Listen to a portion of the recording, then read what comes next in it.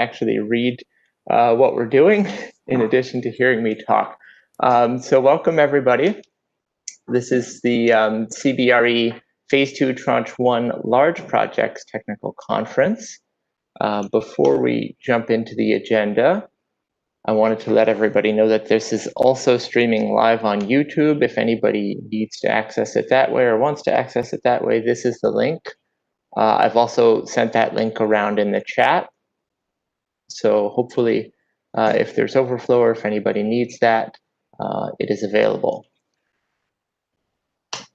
So the agenda for today, so we'll just introduce folks from the commission here. I think we have all three commissioners on with me in addition to the CBRE Docket team. We'll have presentations from Hawaiian Electric regarding the large projects, broken down into overview, their evaluation criteria, both pricing and non-pricing, and then lump sum payments and liquidated damages. That should be about an hour, maybe a little less. And then there'll be about an hour for Q&A on all of that. We'll take a 10-minute break. And then we'll come back with a shorter presentation with updates on the online portal and outreach to subscriber organizations, and then more time for questions after that. So with that introduction and agenda, I'm going to turn it over to the folks at Hawaiian Electric.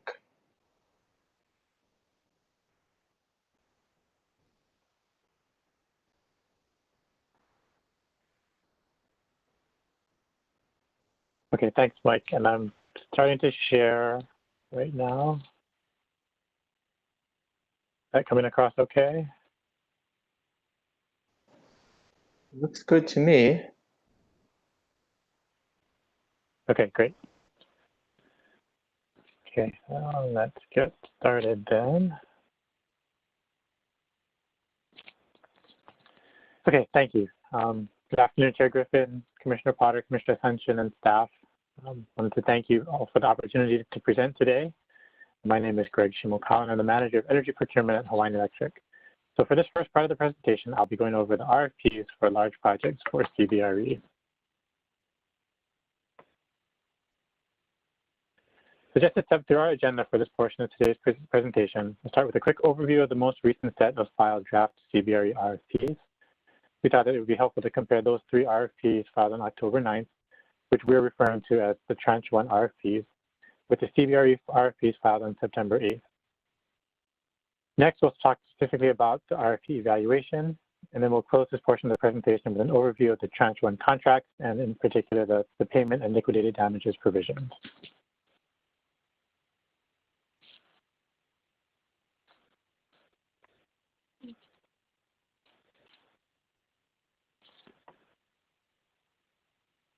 So first is the general overview of the RFPs.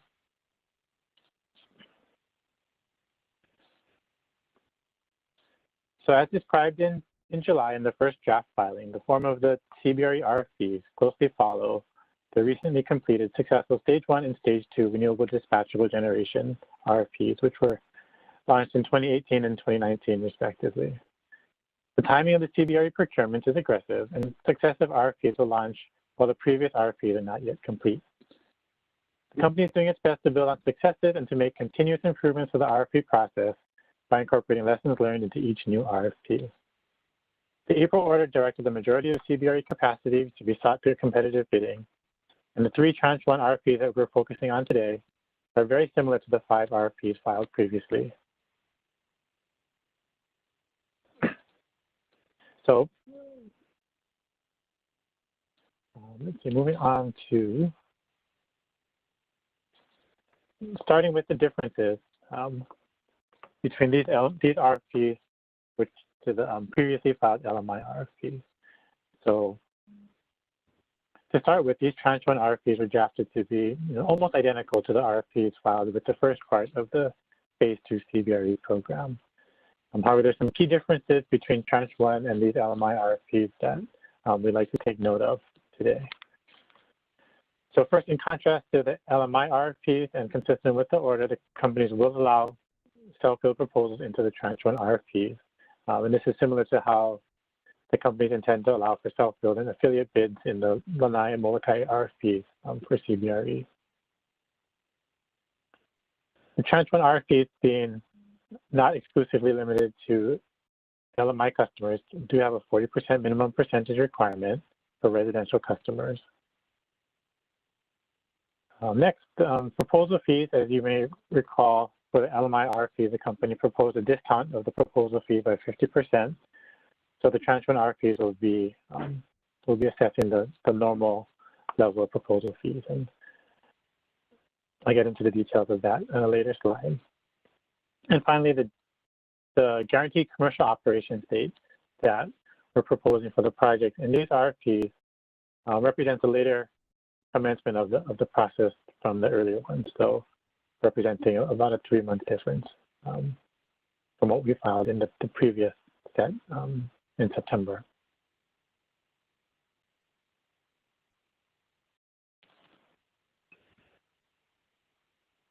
So going to the details of these RFPs, I think there's three in Tranche 1, one each on Oahu, Maui, and Hawaii Island. What we did on October 9th was to file, like we did it with the first set, one RFP as representative for all three, and to take comments and to discuss that RFP and file each individual RFP later on. So first, I think, although each island is unique, we wanted to point out several key aspects of those RFPs that are the same across all three. So first is technology, consistent with the first set of CBRE RFPs.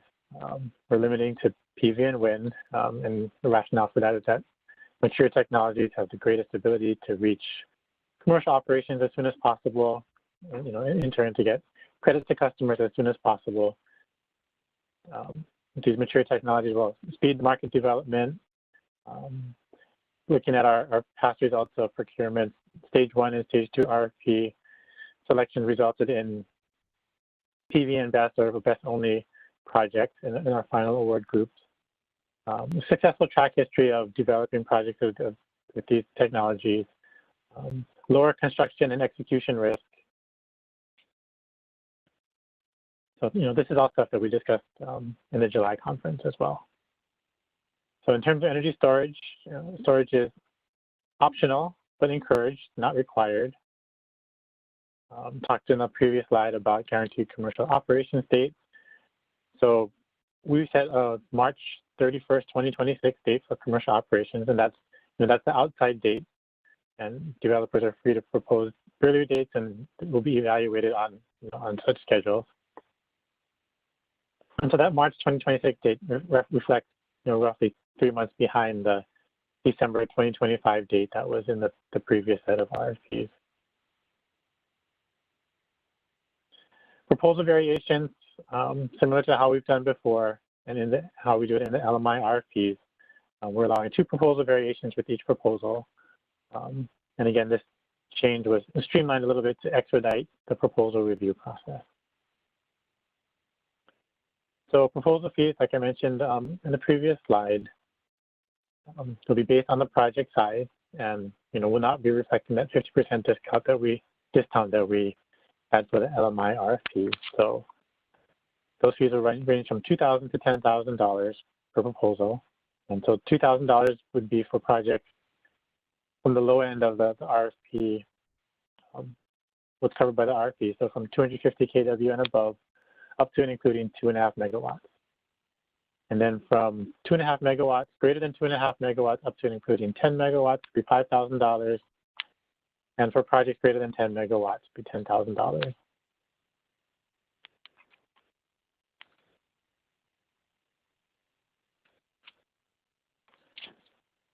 So next, just wanting to note what will be different between the RFPs across the islands.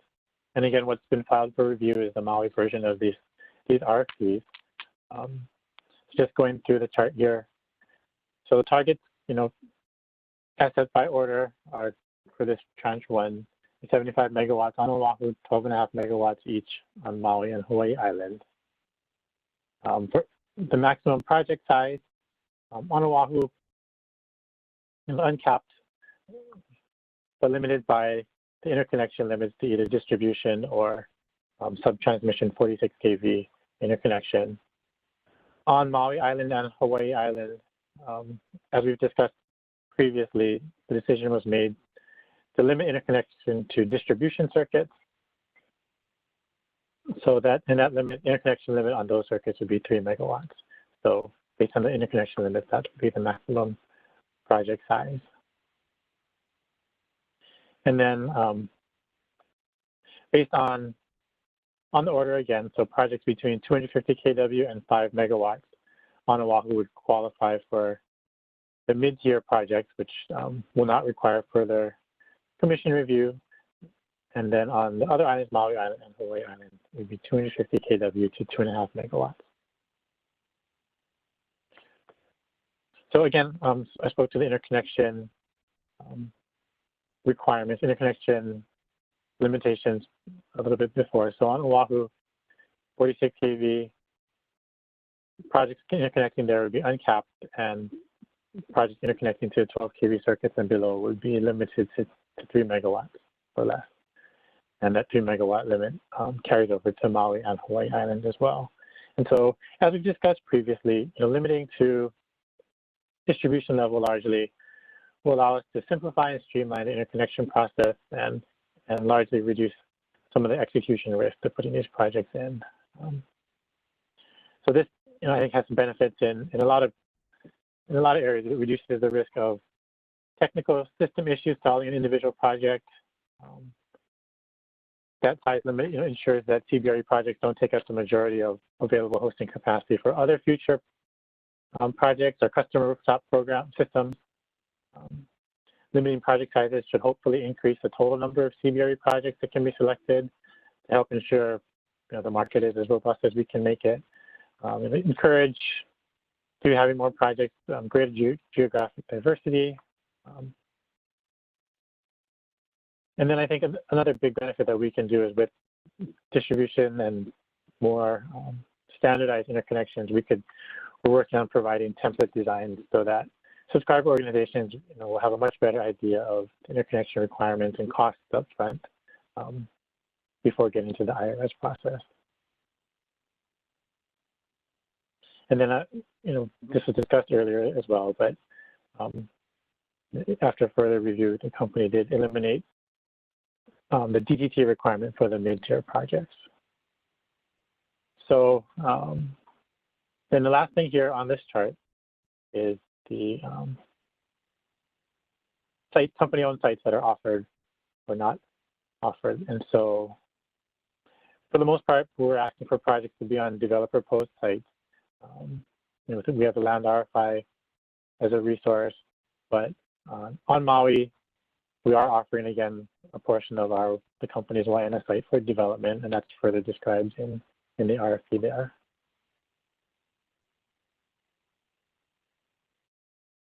Okay.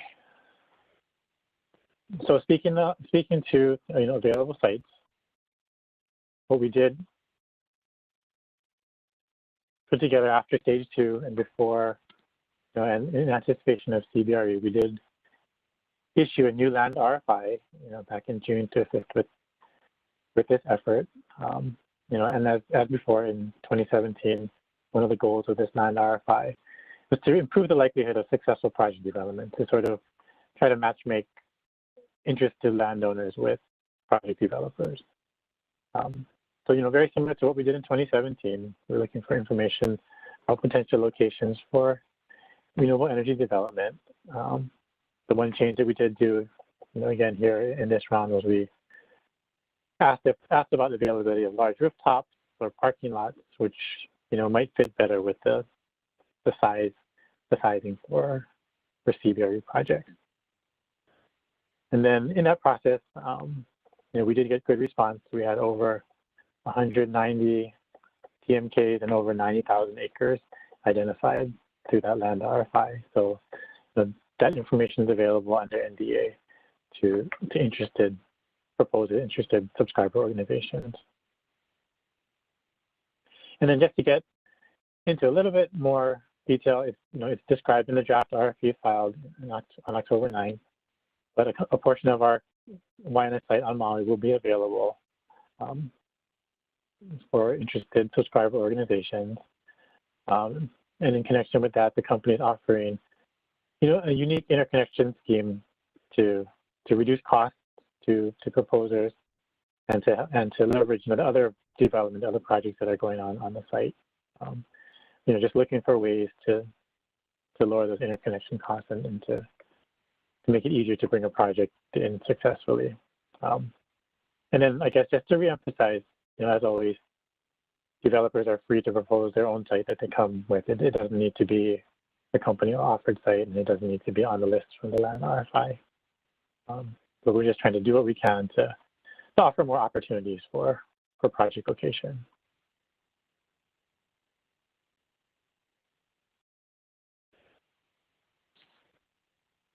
So next slide here is just the proposed timeline, the proposed schedule. So just wanted to note that the first 4 dates on here are scheduled through December 1st. That's what's been established by the April order 37070 and modified by subsequent order 37139 with the adjustment of the dates, including the date of this conference today. So after the December 1st date, the RFP issue date, which we're showing as January 8th of 2021, it's based on a 30-day commission review period and adjusted to be outside of the holidays. We've received feedback before, and I think we've seen in practice that running an RFP or opening an RFP during the holiday season is hard on respondents, and it's hard. So to the extent that we're able to, we're trying to move that window away from the holidays and get everybody rolling in the new year.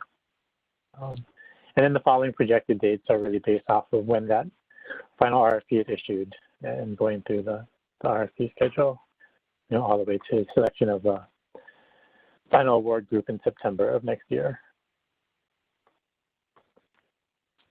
So, if going back to the draft RFP as filed, these dates are reflected in there, but the schedule table, in section 3.1 of the RFP, and that will be updated with final dates once the RFP, once each RFP is issued. We have the actual firm dates.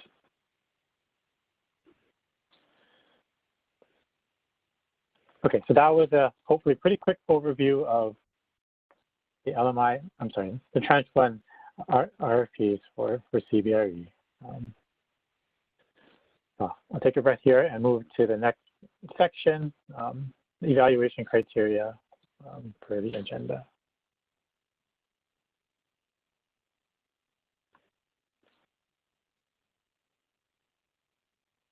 So the first slide showing here is a simplified overview of the RFP initial evaluation process only. So it's a small portion of what's shown in the flow chart in the RFPs. And that chart's been largely the same through stage 1 and stage 2 in the first set of these CBRE RFPs.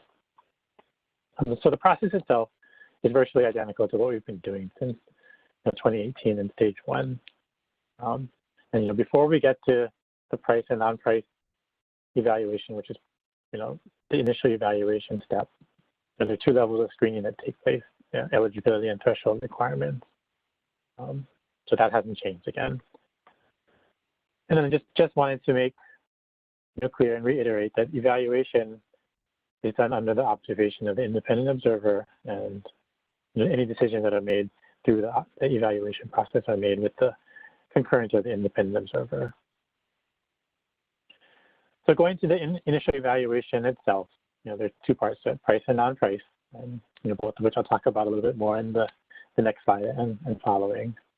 So the combined price and non-price score of a proposal will determine if that proposal moves on to the priority list, to the short list, for further consideration. For the non-price evaluation, I like to note here that consistent with previous RFPs, we have what we call a fatal flaw analysis. And that here is if a proposal fails in a certain number of criteria, 4 is the number that we have in this RFP, it'll be disqualified. So I'll discuss that a little bit more in the next couple of slides here. But just at a high level, this is the process flow.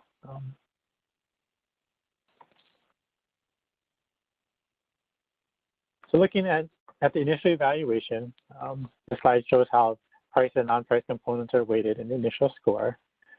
So here we've got non-price at 49% and price at 51%. And as discussed in July with the initial CBRE RFPs, the change from what we've done before as a 60% price, 40% non-price split, it's really reflect the importance of non-price factors for CBRE projects. I think there are other benefits besides price that we want to make sure we're really taking into account. So I'll show the full list of the criteria on a later slide. There are in the RFP, but general breakdown is shown here. 12 total criteria, 9 are considered in the fatal flaw analysis, which would be the ones that are not considered are ones that we thought would just add to the score of a project and not something that we would consider as a fatal flaw if they scored lower than other projects. There are 6 out of these 12 categories that are double weighted, really just to reflect the importance of those categories. So those would be the new criteria that we added for CBRE, as well as community outreach, schedule and project development, and the performance standards. So those were ones that we thought we wanted to really highlight here. And then on the price side, we're basing that on something called levelized benefit, which I'll describe in a couple of slides from now, which includes the potential benefit of the grid services identified for the location.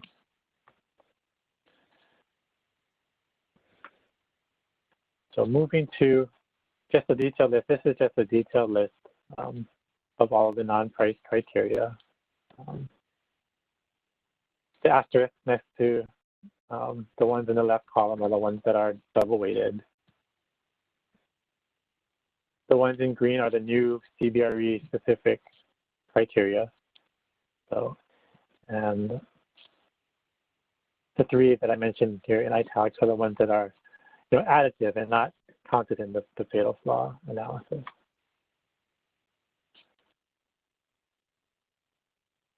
And I guess one more thing I want to note here is just that in these Tranche 1 or in the RFPs that are not exclusive to LMI, reserving capacity for LMI customers is encouraged through these evaluation criteria, but not required. So just to sort of differentiate between the requirements here versus the requirements in those LMI RFPs.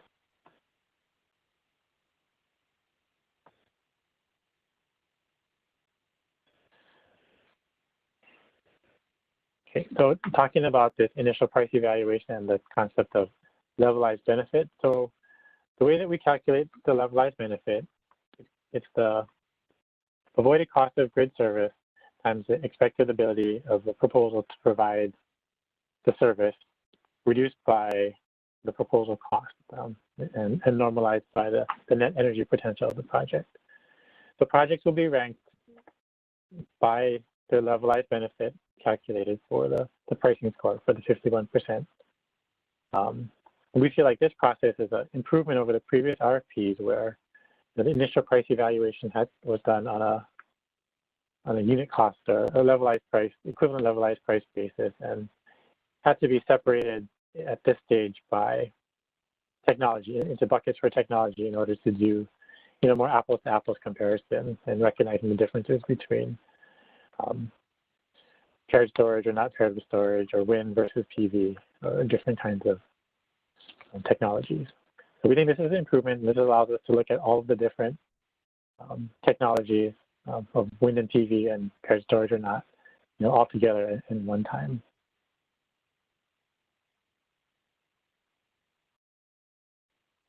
So let me move next to the new non-price criteria that were added for CBRE. And So we've discussed these previously in the July technical conference, but focusing again on evaluation here.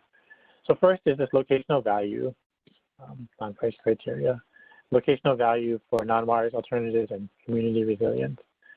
So here what the company's done is we've identified areas in the grid where the siting of a CBRE project would support grid needs, future grid needs, or future non-wire alternatives, or community resilience. Non-wires alternative opportunities have been identified for areas that have grid needs. In order for projects that come in to support community resilience, the storage with grid forming and black start capabilities needed in areas identified with potential microgrids or critical customers or facilities following its disruption in service. So here, the evaluators will score proposals more favorably for locating projects identified in the grid needs appendix, Appendix O of the RFPs, or where community resilience locations have been identified. Grid forming and black start capability in terms of performance were not previously evaluated as a non-price category, but were required in certain situations. So certain RFPs, certain situations required those capabilities for the project to provide. And then again, as I noted earlier, this new CBRE specific criteria is going to be double weighted in the evaluation. So the next slide here, this is just a screenshot of the LVM, which now shows distribution grid needs here. So you see the bottom 3 boxes are checked. So this map was not provided in the RFP, but it is publicly available on the LVM. So just to kind of walk through what this is showing a little bit, red here represents the grid need identified within the next 5 years, including projected future loads, new service requests received by the company. The green portions are where needs are not identified, and yellow is a less certain need that's been identified. So this again, it's described in Appendix O to the RFP.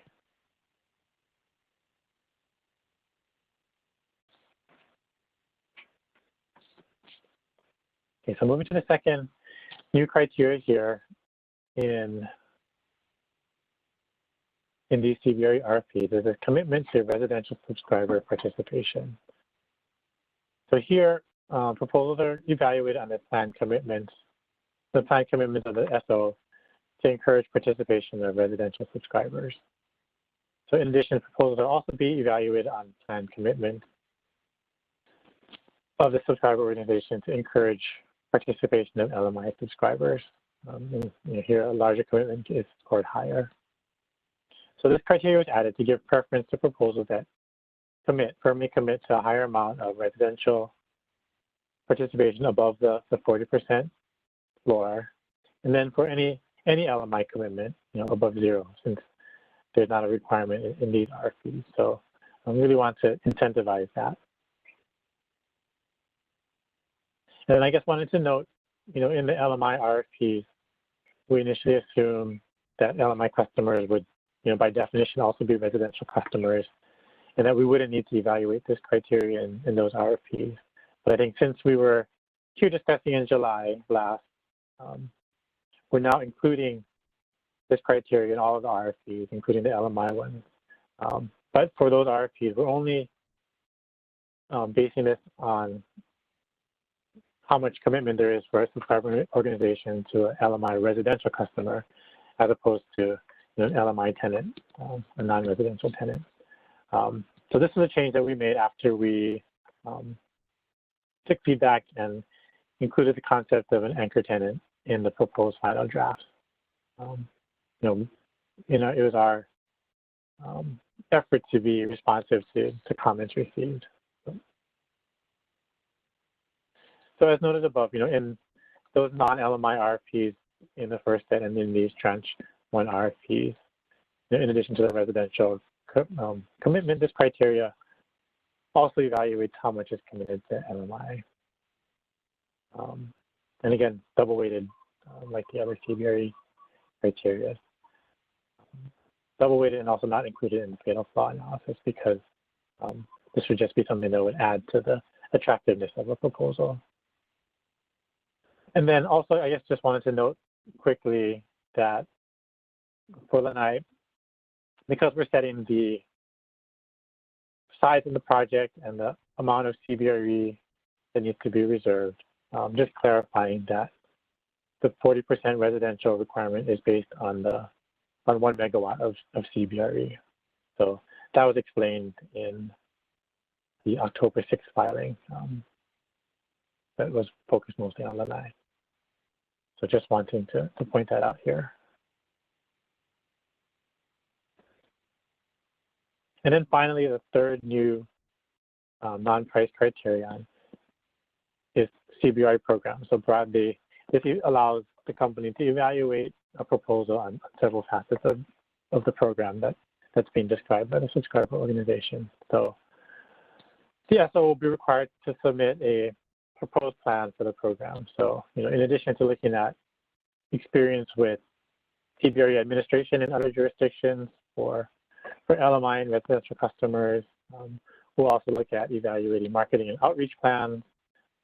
We'll also evaluate proposals that are more likely to succeed and a proposal that provides greater benefits to LMI customers, greater benefits and looking in particular at LMI customers and also residential customers. So some examples of things that we might be looking for would be financing options or the amount of upfront fees, the ability to pay over time, if there are public funding options available, any other creative approaches that could work, higher levels of customer savings proposed, payback periods that are more favorable, benefits, along those lines. And again, this is a double-weighted non-price evaluation criteria.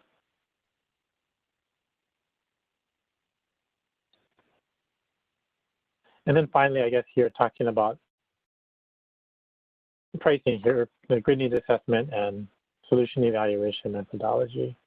So I think tying back to the company's letter to update the IGP schedule and work plan in the IGP docket back in May, the company plans to demonstrate the grid needs assessment and solution evaluation processes developed through the IGP process, and in particular with the solution evaluation and optimization working group here. So the price evaluation and the initial evaluation is part of that, and the grid needs that are identified in Appendix O to the RFPs are another part of that.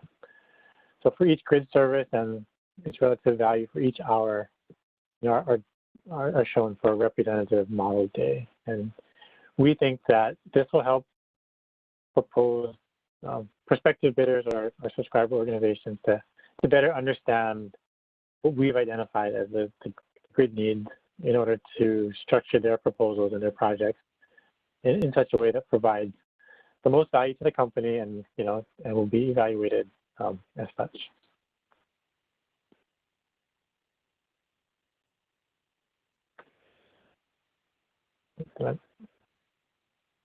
Sorry, skip that next slide here.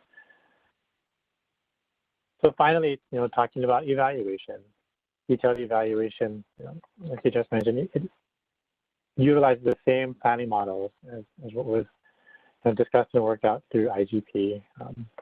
Again, using this capacity expansion model, further updated with the specifics of a proposal, performance characteristics, et cetera, to see how it will fit and to help select the projects that are ultimately moved to the final award group. And then the detailed evaluation will utilize production simulations as a feasibility check to make sure that whichever portfolio of projects is selected for the final award group will actually work with the system.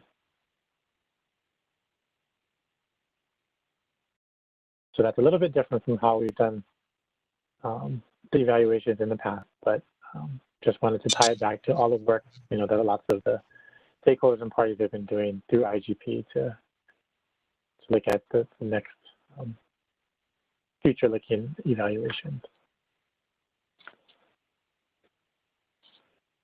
So finally, the last section here to talk about for the RFP project here, the contracts. So I wanted to just go over kind of quickly the contracts that are being used for the CBRE RFP project. And so, we're aware that there have been comments, and we haven't gone through all the comments received in the docket most recently this week in detail yet, but we're aware that there have been comments on the length and the complexity of the CBRE contract. And I think just wanted to clarify a couple of things up front here, and just that the small project contract, for under 250, the non-RFP projects, they're almost the same as they were in phase one. So in terms of scope and requirements and things like that, there have been very few changes to how those contracts, as available contracts, look. I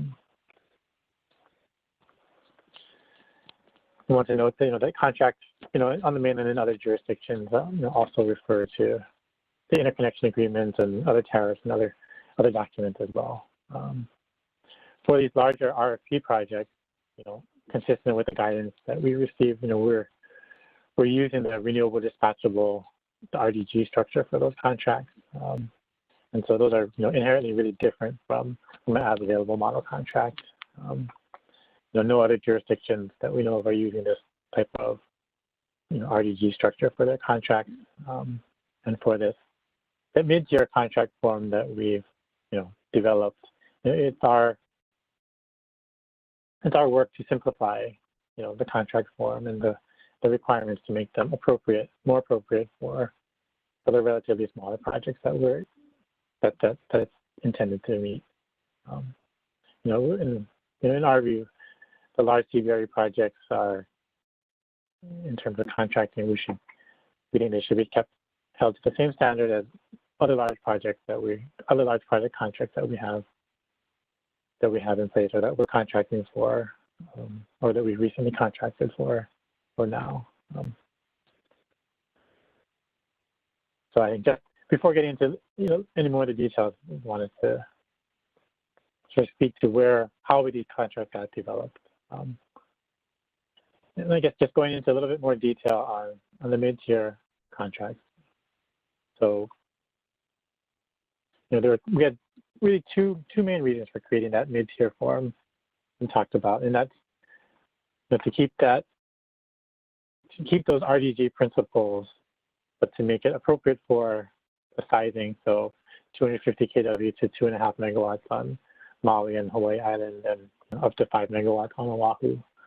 And then also just to be responsive to kind of the regulatory steps, that there be no further review for projects of that size. So to make a standard form contract that would be appropriate for that kind of no further review type of situation.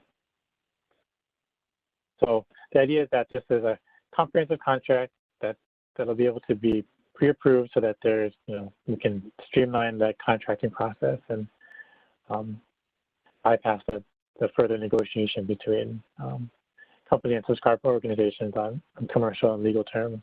But we'll also still capture the RDG principles and technical requirements to have that sort of dispatchable facility. And I guess just a note, I guess, to wrap this part of the discussion here. These model contracts, the mid-tier standard form contracts, and the large RDG contracts are essentially the same. With cleanups and small improvements are the ones that were presented with the LMI filing, the LMI contracts at the July technical conference, and then filed again in September. So besides cleanups and those sorts of improvements, no major structural changes.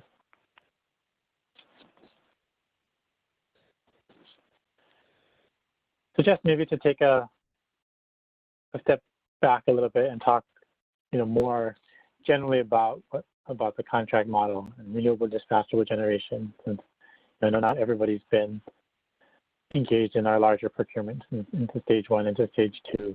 So, under this renewable dispatchable generation model, payment structure is based primarily on a fixed lump sum payment rather than energy payments, as has been more traditionally done. Those kind of contracts, as available contracts, compensated the subscriber organization or the IPP only for the energy that they were able to produce or energy that the utility was able to accept from the facility. Here, what we've got in the model that we have here with renewable dispatchable generation gives the developer the monthly lump sum payment in exchange for that dispatch control for the facility. So that means that if a facility is not available for dispatch, there needs to be some way to hold them accountable for that lack of availability. And so there are damages that would be assessed based on performance metrics in the contract. I'll discuss those performance metrics just a little bit more in a subsequent slide here. In past procurements, the PV project developers could bid as their option an energy component to their overall price. But based on our experience and lessons learned, the CBRE contracts have been updated to eliminate the energy payment for PV projects. Just in our experience, we haven't seen much utilization or hardly anyone's elected to take that option, and just to streamline contracts and the terms, there doesn't seem to be a need for PV projects in particular to have an energy component. Wind, on the other hand, where there is some operational costs, we're still leaving the option open to have to utilize an energy component of the price.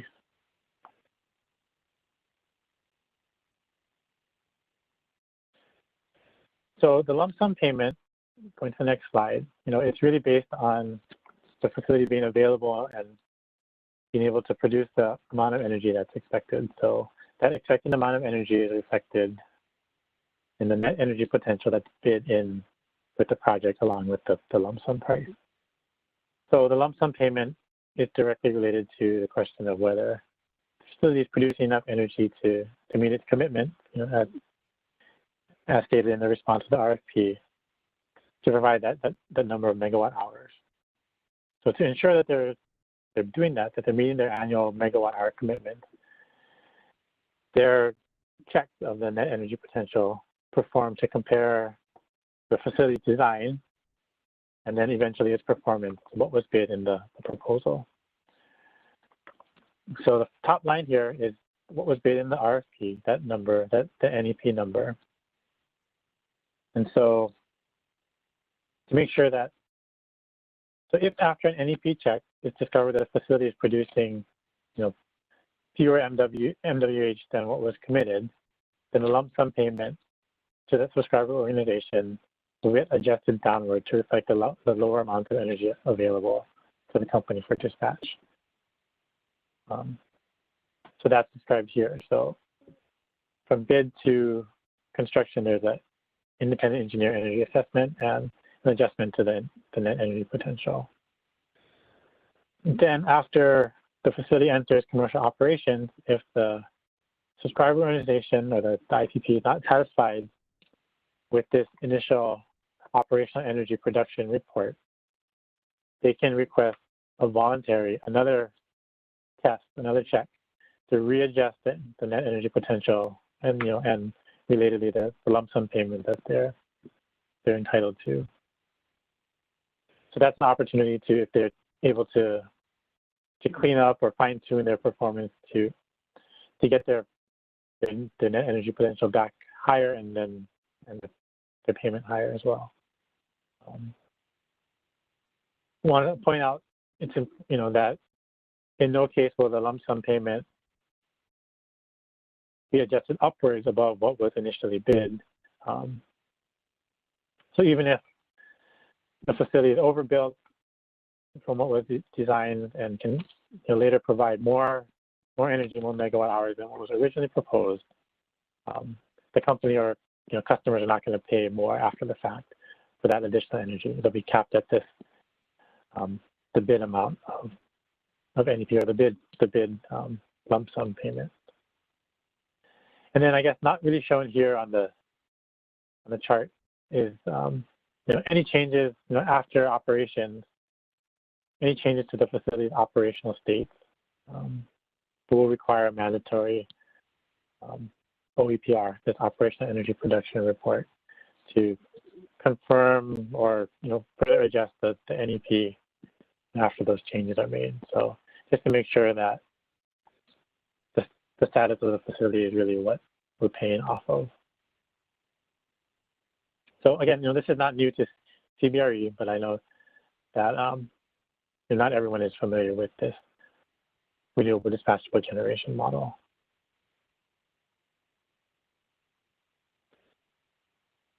So, going along with the lump sum concept, on the back end to make sure that the facility is being kept up and run in the way that's expected, in the way that the customers are paying for that. The liquidated damage provision tied to the performance requirements in the contract.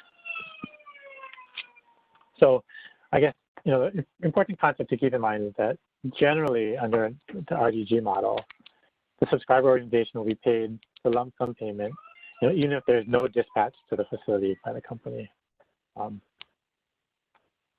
this principle is not affected at all by determination of the facility's NEP, as shown on the previous slide. Instead, liquidated damages on a couple of key operational parameters for the performance will be used to determine whether the facility is available for dispatch and performing in the way that's expected, or meeting the terms of the contract. So for the generation side, there's an equivalent availability factor and a measured performance ratio. And then on the storage side, there's several other performance requirements: capacity test, annual equivalent availability factor, annual equivalent force outage factor, and round trip efficiency. So in particular, storage requirements were updated a little bit for CBRE.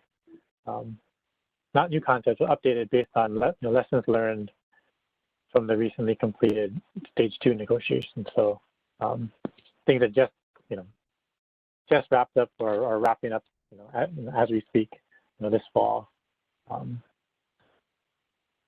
so one of the things I wanted to note here is that the round trip efficiency, the RTE used to determine the performance for the storage part under this metric, is something that we asked for in the RFP proposal. And like the NEP, it's something that is not able to be adjusted farther down. It's something that we evaluate the project on as we go through the evaluation process.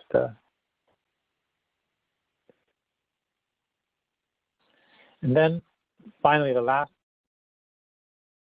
aspect of liquidated damages that I'm going to talk about today. For these CBRE projects, it was important to make sure that there were contract provisions to hold subscriber organizations accountable for things that are required in the tariff, and also for what's required, what they've committed to in their responses to the RFP. So the percentage of unsubscribed capacity that's set by tariff. So just to sort of talk through what's in a tariff, if the required 40% commitment to residential subscribers is not satisfied, then 25% penalty will be applied to any shortfall between percentage subscribed and the 40% requirement. For a project that goes above and beyond and commits to residential subscribers beyond that 40% minimum, the penalty percentage is reduced to 10%, and then will be applied to any shortfall between the percentage subscribed and the percentage committed. So the damages are cumulative, so that if the subscriber organization falls short both of the 40% requirement as well as their additional commitment, the 25% penalty would apply to the required portion, the 40%, and the 10% penalty would apply only to the additional commitment beyond that 40% minimum. So it's important to have some consequence to what's being evaluated favorably through the RFP process. And then I guess one final note here, just on Monday, we did file a clarification to propose a small revision to the tariff to prevent what we see as an unfair outcome to subscriber organizations once a full 100% subscription level is reached, and then to provide additional incentive to a subscriber organization to achieve greater than 85% subscribed capacity. So this proposed revision would allow the liquidated damage amount to get smaller until the subscriber organizations reach the 95% subscribed capacity, or alternatively 5% unsubscribed. So at this point, the liquidated damage for whatever metric not been satisfied would not be reduced any further. So the previous version of the liquidated damage applied the set-off amount to the full amount of the subscriber organization portion of the lump sum payment, which in turn significantly increased the amount of liquidated damages for a project that's fully subscribed. And so that didn't make sense. And so recognizing the incentive to achieve greater than 85% subscription is greatly diminished if there's no payment reduction. So there's no payment reduction for unsubscribed energy once the SO achieves that 85% level. So that's just consistent with our belief that there should be a benefit accorded to subscriber organizations that exceed that 85% subscribed amount. So to lower those potential liquidated damages as more subscribers are added to the project. So I know that concept was just filed on Monday, but wanted to at least call it out here today. So that brings me to the end of the large RFP portion, the RFP portion of this presentation. And thank everyone for your time and attention today. And if I can turn it back to you, Mike, and to any questions. Great. Thank you for that presentation, Greg. We'd like to open it up now for questions. I think we should start, if there are any, we should start with questions from any developers or other stakeholders before we then get to the commission and commission staff and the consumer advocate. So if you have a question, unmute yourself, or if you prefer not to speak, you can post it into the chat, and we'll get it out that way.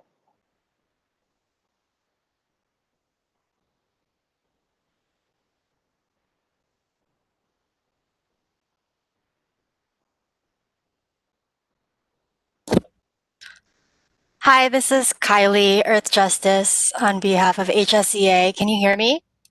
Yes. Thanks. Great. I had a couple of questions regarding the Wai'ana site. I was wondering if this site will be made available to developers and SOs free of charge, like the Pala'au site on Molokai. And I was wondering if information regarding interconnection requirements and costs would also be made available to anyone interested. Yes, so that's correct. We're going to offer the site, with the same terms as we have previously in stage 1 and stage 2. So with conditions, but without the lease rent. And then interconnection requirements, this is all described in the RFP, but interconnection requirements for projects proposing, at Waianae are described in Appendix H at a high level. Requirements and costs are described there. And I think we'll be able to more fully flesh those out if there are questions to that. But we're trying to make it as clear and transparent as possible for what's going to be needed to interconnect there, and the solution that our folks have worked up, I think, is going to be the idea that it's more cost effective and better works with the other things going on at the site. Thank you for those clarifications. I also was wondering about how the 40% residential customer requirement might interact with the anchor tenant concept. And so we definitely supported the anchor tenant concept and appreciate that HECO's company's openness to allowing for an anchor tenant. But then we've continually been just kind of troubled by the 40% residential customer requirement, just because in principle, we've always been opposed to quotas. And we think that there are enough incentives like considering residential participation as a non-price criteria. There's sufficient incentive there to promote residential subscriptions. And so my point, I guess, is that there isn't much wiggle room to exceed the 40% residential requirement if there's an anchor tenant that's taking up 40% of the project capacity.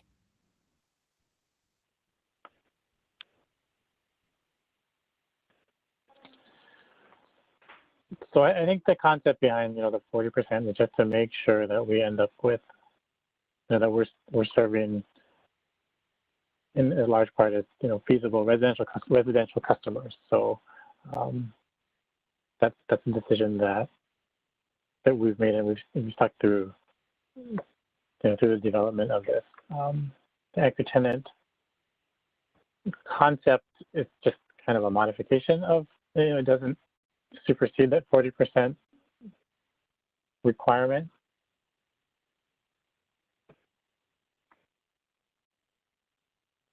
I'm not sure if that fully answers your question.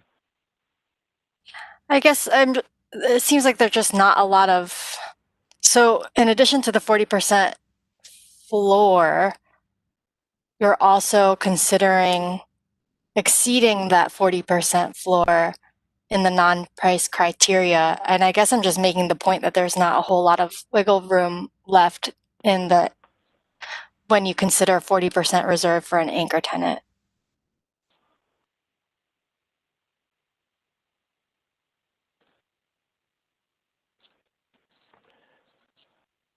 So that's the maximum, I guess, that can be allotted to an anchor tenant. So the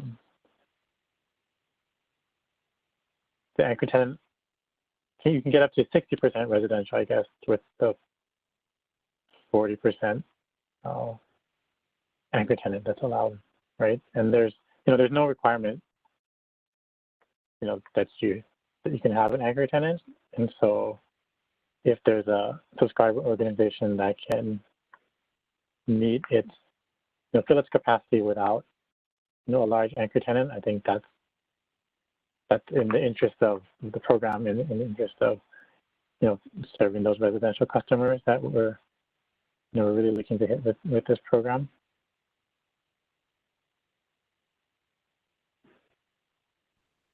Thank you.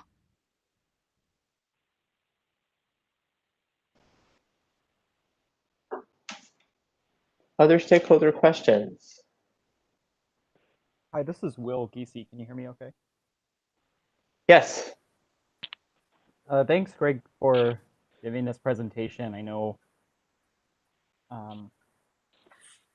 there's a lot of questions about a lot of aspects of CBRE, so I appreciate you taking the time. I might have I guess I have a few questions about different aspects, and maybe depending on your responses, I might tailor some of these. I want to go back to the slide that talks about the 3 megawatt project size cap. So I guess my first question is, I understand that this 3 megawatt cap is seems like it's a technical limitation on the Maui and the Big Island grids on what they can accommodate as far as project sizes go. But has HECO or the companies on the whole looked at whether this might serve as an incentive or a disincentive for developing large projects on these islands, and whether that might be a problem getting sufficient bids for large projects if they're constrained by project sizes? And I guess too, that might be a question out to developers as well. But I was wondering if HECO had done any kind of analysis on that or looked into whether that might be a constraint.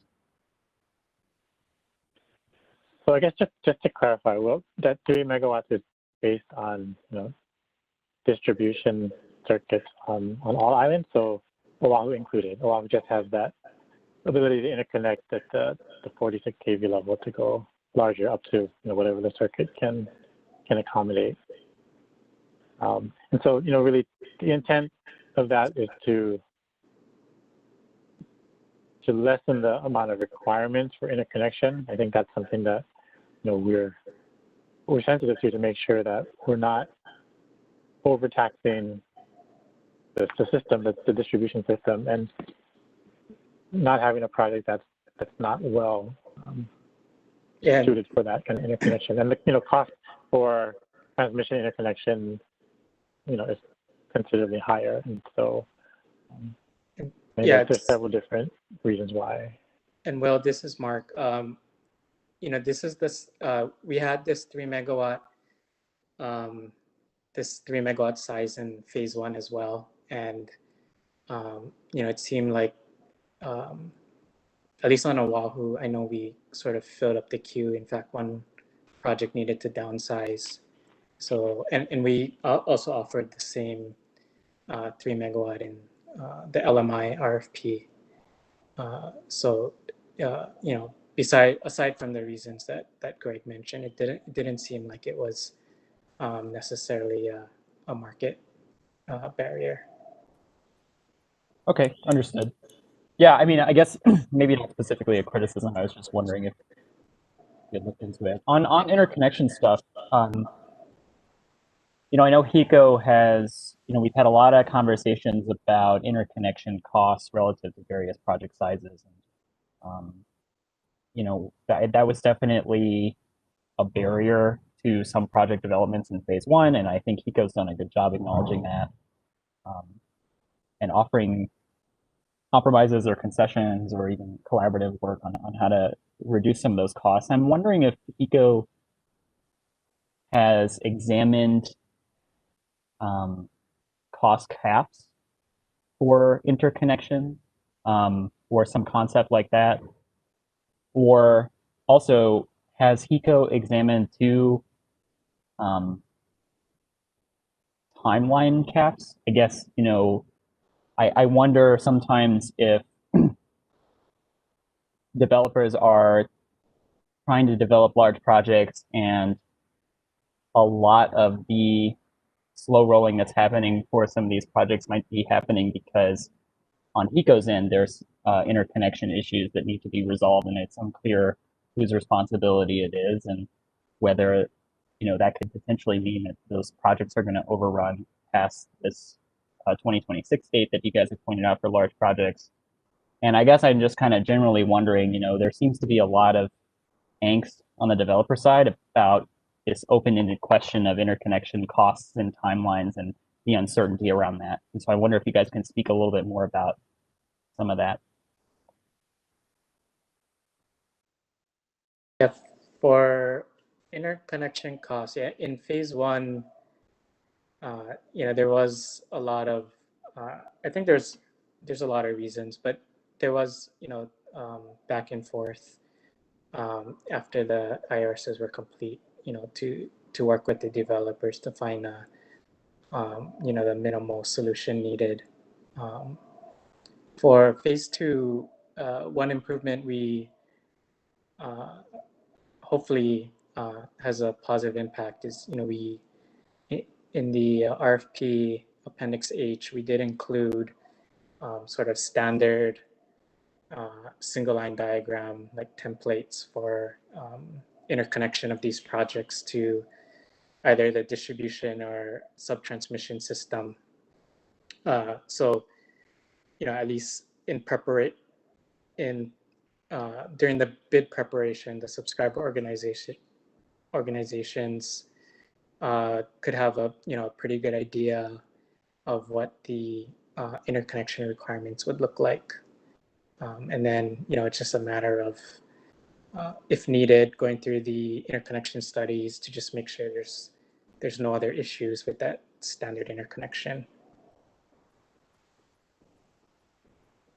Okay, I appreciate that, Mark. So I think maybe if I can drill down a little bit on this, because I'm wondering, you just mentioned that there were a lot of issues in the phase one interconnection, and it seemed like there's just kind of various issues, and I'm not privy to any of the conversations that HECO has been having with individual developers of phase one projects. But in your opinion, is there any kind of overarching reason that interconnection took so long, where it could be remedied from phase two?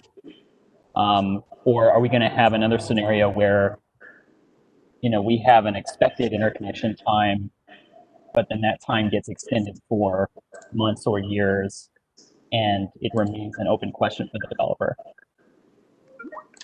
Yeah, I don't know if there was a specific kind of reason. It varies from project to project and from developer to developer, in terms of,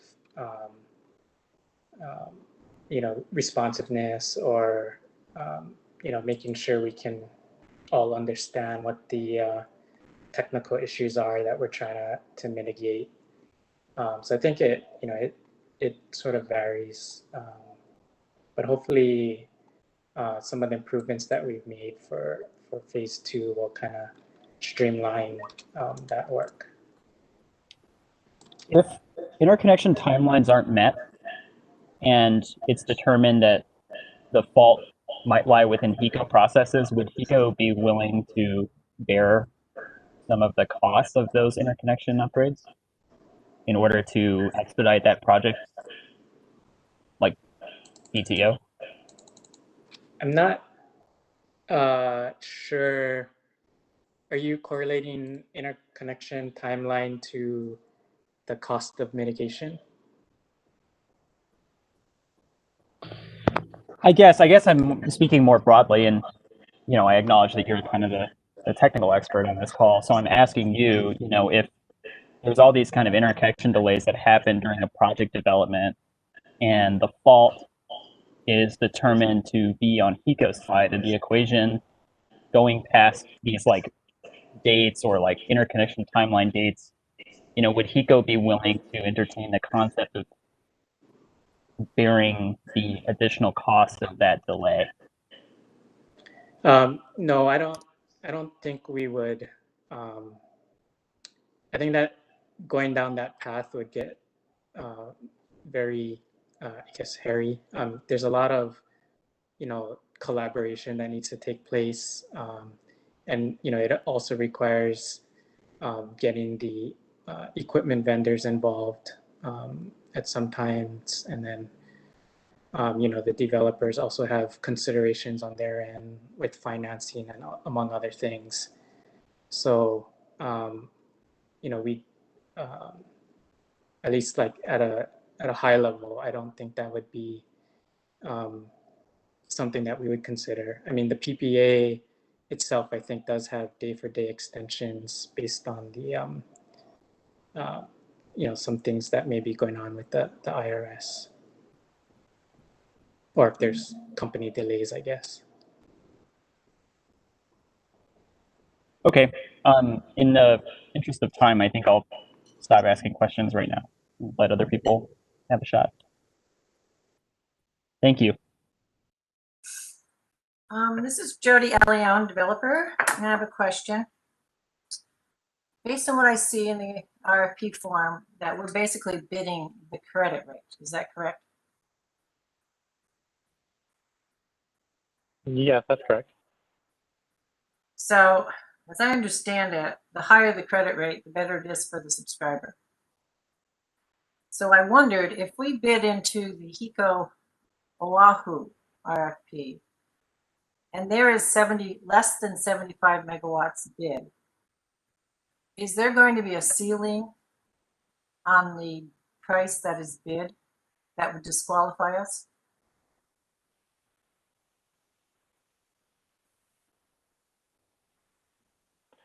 So I guess, sorry, to put a finer point on my answer before, what's being bid in these RFPs is a lump sum payment, right? So, it'll get translated into a credit that gets passed, back to the subscribers. But to your actual question here, I guess, about if there's a cap, we'll do the evaluation of the proposals received, and we wouldn't move forward with a proposal that doesn't show cost benefit. So, to that extent, that there is something that we would not go. I understand the non-price evaluation as well as the price evaluation, but the price evaluation is 51%. And my concern is that the 15-cent credit rate that's given to the small facilities under 250 kW is probably too low to even work on this size project. And that if we bid, we should actually be bidding the energy rate that HECO charges the customer. Because if we don't, we're not going to end up with any kind of a discount for the customer that's going to work for them. And we've done some preliminary surveys of our very large 1,000-member LMI community. And they want to see a discount, a total discount of what they're paying for the overall kilowatt hours that they're getting. At least in the 25 to 30% area. And when you plug in 15 cents, we can't even get close to that amount because we have to charge as an SO. We have to charge for the power that we're producing. And these smaller projects don't have the economy of scale that the large projects in the RFPs recently are able to get to. So that's my question. Will there be a ceiling on the rate that we're bidding?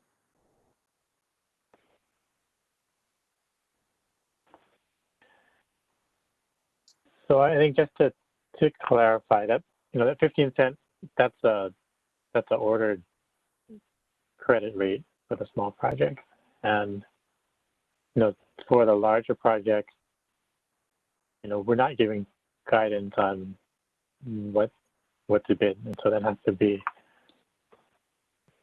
something that gets worked out on the subscriber organization or the developer side. But we're not going to move forward with projects that aren't going to be beneficial for customers. They're not going to, unduly raise the rates for the rest of the non-subscriber customers that we serve.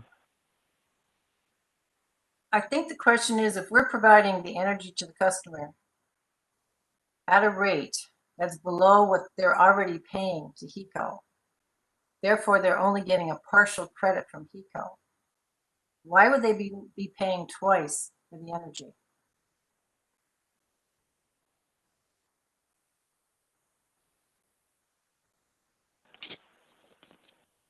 So the energy rate, I think, just at a high level, or the rate that a customer pays, the retail rate, it doesn't encompass all of that's provided, that you see that the customer sees on their bill. The energy is just a component of that. And so that comparison is really not, apples to apples with what's being provided by the utility or what's being paid for in the customer's bill. It's not apples to apples. Well, perhaps we should evaluate, because if you look at what you file for your energy rate, it pretty much defines it as related to the fuel costs and et cetera. So I'm just saying that do believe we are going to have to approach the actual energy rate HECO's charging in order to get any interested subscribers.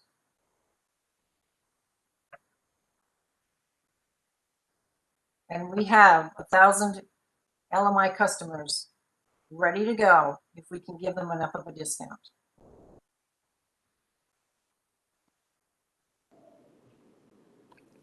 Just to clarify, are you talking about the retail rate or just the energy? The energy portion. Okay. I don't know that our avoided energy costs are at 15 cents. No, they're higher. I think they're lower. Well, that would be helpful if you let us know what your target energy rate is on a typical residential bill, as opposed to what's filed that we could find.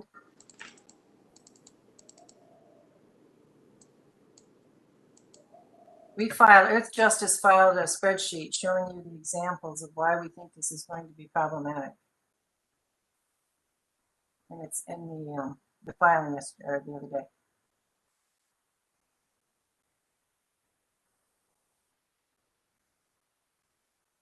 I mean, what is HECO's experience when you've been surveying customers? What kind of discount from their overall power bill do they want in order to subscribe to a project like this?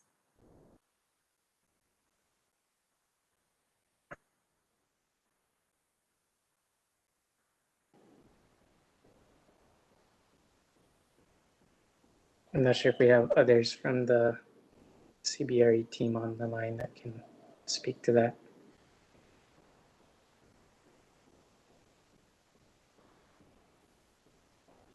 I mean, I really want this program to work. I've been working on it for 5 years, have a great project. It's substantially sized. It's not 100% LMI. We can't find a way to really make that one work, but it is in this range. And believe me, we want to make it work. But you got to have subscribers that will buy into it.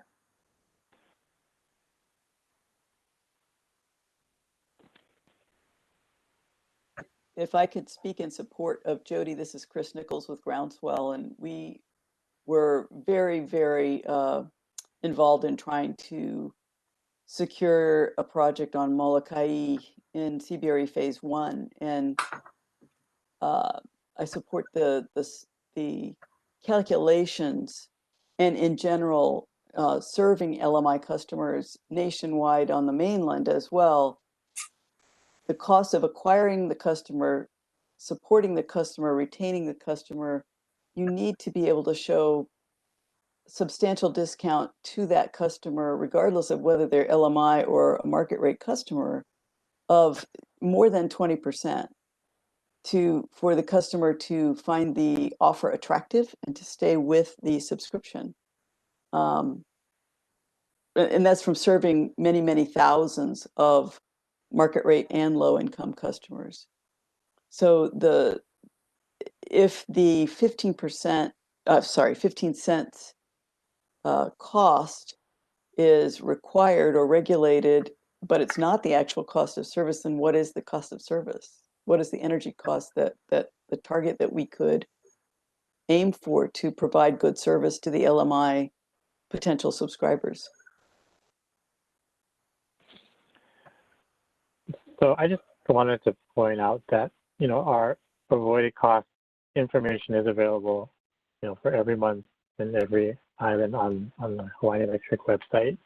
And then the most recent avoided cost numbers are, lower than 15 cents on, almost all the islands, including Molokai, and almost half of that 15-cent amount on Oahu. So if that's sort of the apples to apples that we're talking about, I think that's where we're coming from. Greg, could you or somebody at Hawaiian Electric post a link to that in the chat right now so folks can have a chance to look at it?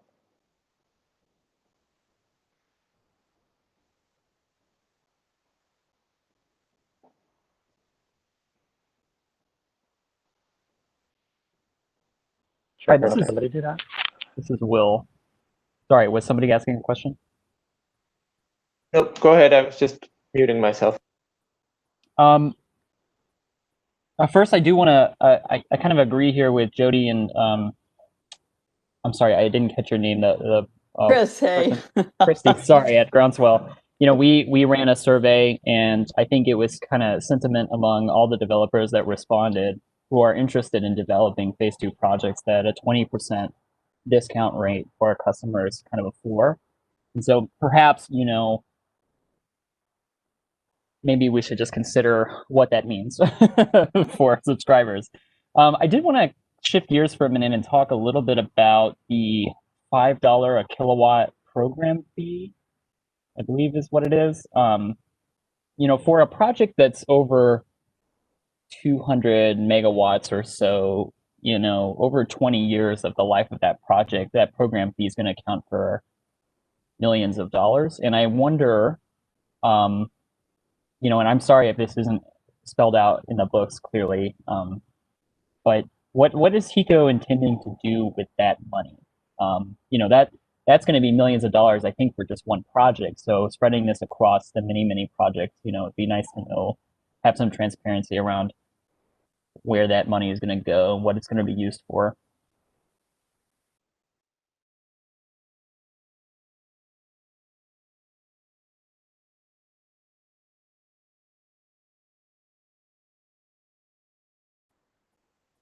And I'll jump in at once. Sure.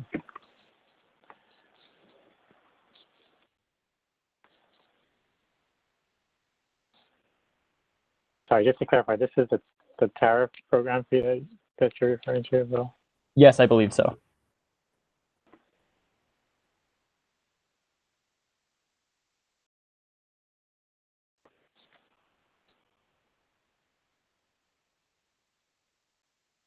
Yeah, so I think maybe there's a little bit of misunderstanding that the program fee is separate from the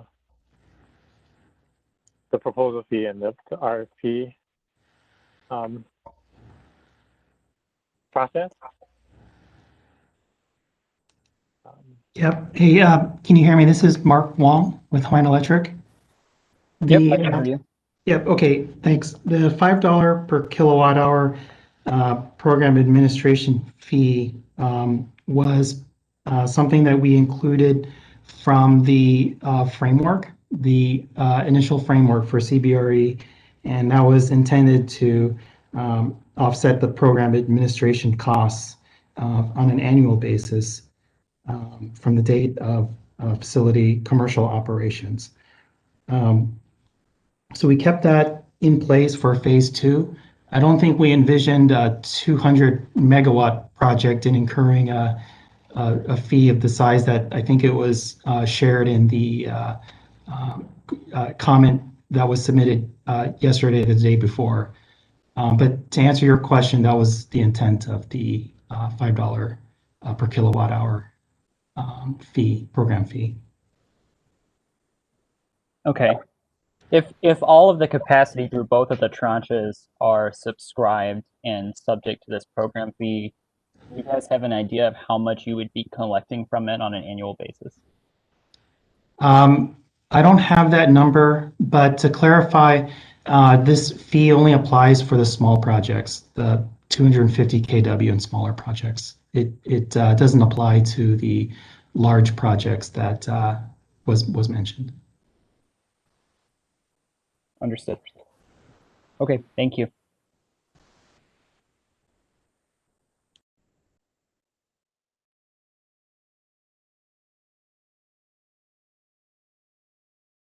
Other stakeholder or developer questions?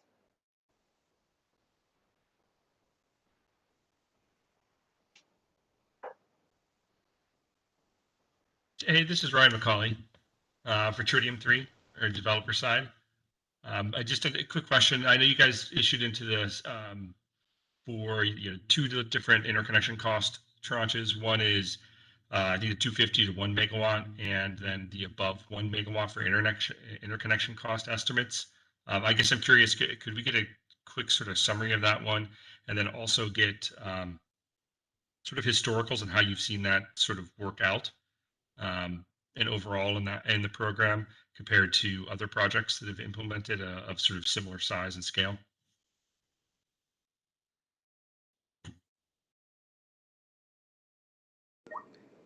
Hi, Ryan. Was your question related to what the phase 2 requirements are, or what the phase 2 costs are? You guys gave a cost estimate in there. And so I'm just not sure if you've changed much from the RFP and one. I mean, because when you look at it, I mean, I think you guys had for the 250 to 1 megawatt, if I remember right, you had a $300,000 interconnection cost estimate. Which, I mean, if you're down to the 250 size, it's gonna be pretty. That's a pretty sizable one to push onto a 250 kW. And then above the 1 megawatt, I think it was, if I have it correct, it was around 800,000. But I guess I'm curious, is that sort of how you guys are envisioning that the interconnection costs are going to work out in this next phase, or how this is going to work out? Yeah. So for the primary difference between the 250 to 1 megawatt and then the above 1 megawatt, so for the smaller project, 250 to a megawatt, we did remove the DTT requirement, and then we're also not requiring SCADA as being mandatory. We're open to other communication and control technologies. And in terms of the cost estimate, we'll probably need to go back or get back to you on that. As of right now, we haven't made any changes since we made the cost estimate that goes with the appropriate single line. So yeah, on that, the cost issue, I think we would need to get back to you or review those again. But anyway, yeah, from a technical perspective, those were the main differences. Okay, well, thanks. Yeah, I mean, because I just want to sort of point out, I mean, I think the interconnection cost is it certainly has been for some time. It's sort of been a static range, and it seemed that those were low compared to what some of the interconnection costs have been coming in, probably substantially low. And it also compares, I'm curious too, because I know on Maui, you guys recently, in the last couple of years, have connected at 2.7 megawatt, two of them, and those have come in substantially below that. So there's certainly a lot of stuff that goes into the community of solar side that's going to stack a lot of cost in. And so I would certainly love to see how that sort of cost estimate, just to make sure it's accurate for the phase 2 stuff. Okay, yeah, noted.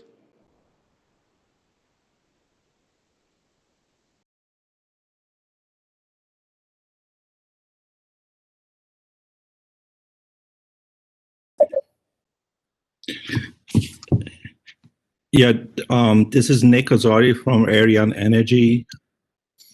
I just want to also bring up the interconnection cost issue. In my opinion, based on our experience in phase 1, that would be the Achilles heel of this program. And if it's not resolved, which I don't hear anything right now that convinces me that it's being resolved for the phase 2, this program is doomed to fail. So that, I mean, rushing into a RFP without really having insight on how to fix this interconnection cost and the time that HECO is requiring to make the interconnection, I don't think it's a wise decision. So I just want to also put my 2 cents in and basically be on the record saying that.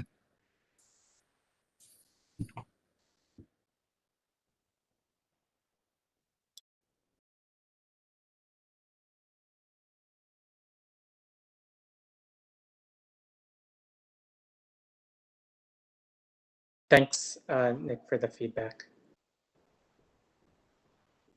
I'll make sure our CBRE folks take note of that. Thank you.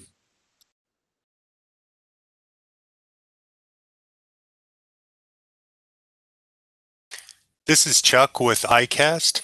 I was curious, I was looking at the locational value maps and I was wondering if, did I see the distribution lines? Do you have distribution line maps and the 46 kV maps as part of that? And are any of those public? If not,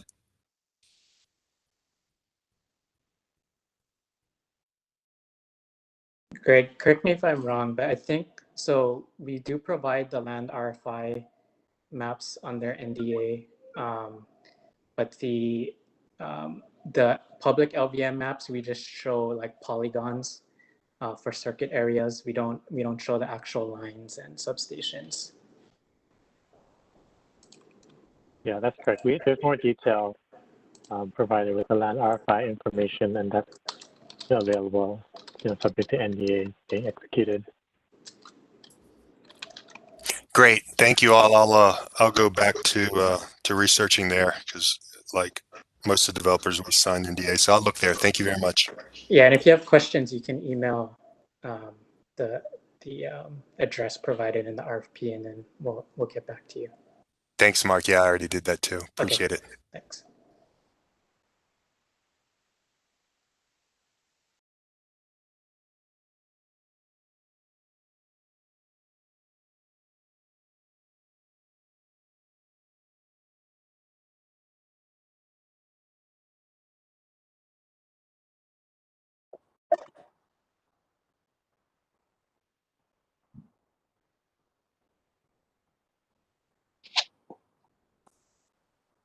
Go ahead, Gerald.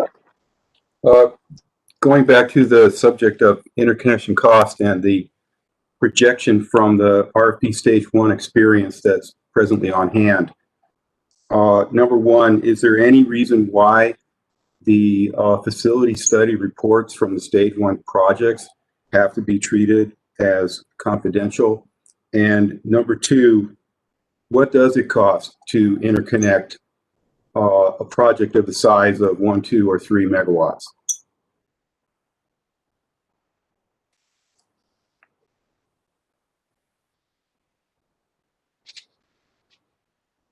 Sorry, Gerald. Could you repeat your first question again? Is there any reason why the facility study reports from the Stage 1 projects have to be treated as confidential? That I'll probably need to consult our legal folks. Can get back to you on that.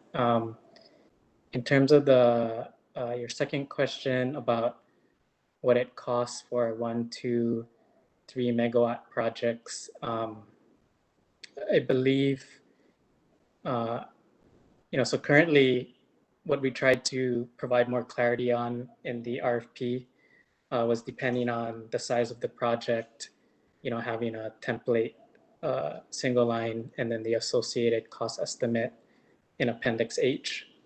And then of course, there's what the single line doesn't show is the line extension or the gen tie. So we also have unit costs for that in Appendix H. So that would be sort of the guidance right now. But based on, I know Ryan and others made comments about actuals versus what's in the Appendix H. So we'll go back and take a look at it. So as we're all here on this call, nobody can know how much an interconnection costs, even though that knowledge is right there documented today. I believe our facility studies are subject to NDAs. So we don't typically file those publicly. Well, if there's no objection from the developers, why not go ahead and publish them?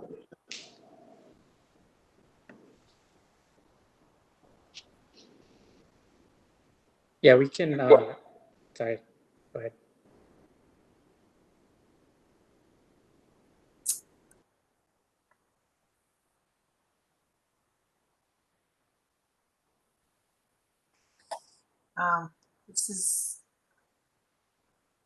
This is Joe DeLeon again, and I don't want to beat a dead horse here, but I'm going to have to. I pulled up the effective residential rates from Hawaiian Electric Company filed on August 2020. And it says the energy charge per customer per kilowatt hours added to the customer charge, which is about 11.5 cents. The charges run about 25 cents per kilowatt hour. And I hear what you're saying about avoided energy charges because I've done a lot of utility scale proposals. But this is not the purchase of energy at a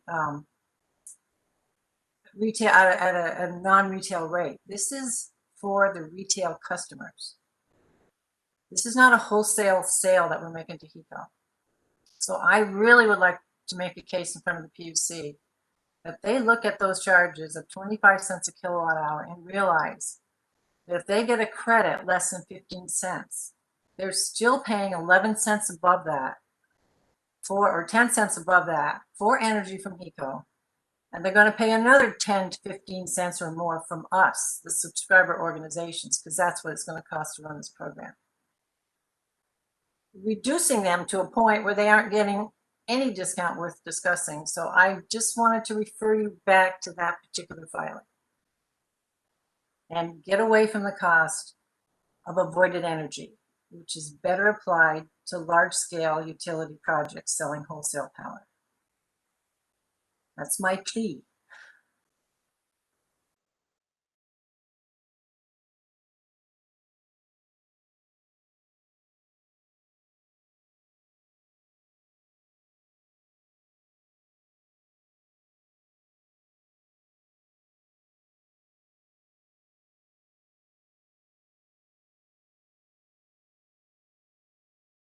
Okay, I see that we've got a question in the chat. This is related to the Molokai RFP, so not exactly on topic, but I thought I'd ask it anyway. If this is from Alan Llanos, although it's not part of your large project presentation, could you confirm the timeline for the Molokai RFP that you're seeking up to 2.75 megawatts? I can take that. So the Molokai RFP was grouped together with the original 5 RFPs that were filed. So we originally assumed that those RFPs would be issued, a little earlier this month. But that's pushed back subject to order, opening it up for subsequent comments that were due Monday. And so we're waiting on sort of next steps on how to proceed with the timing of the Molokai RFP as well as the LMI RFP.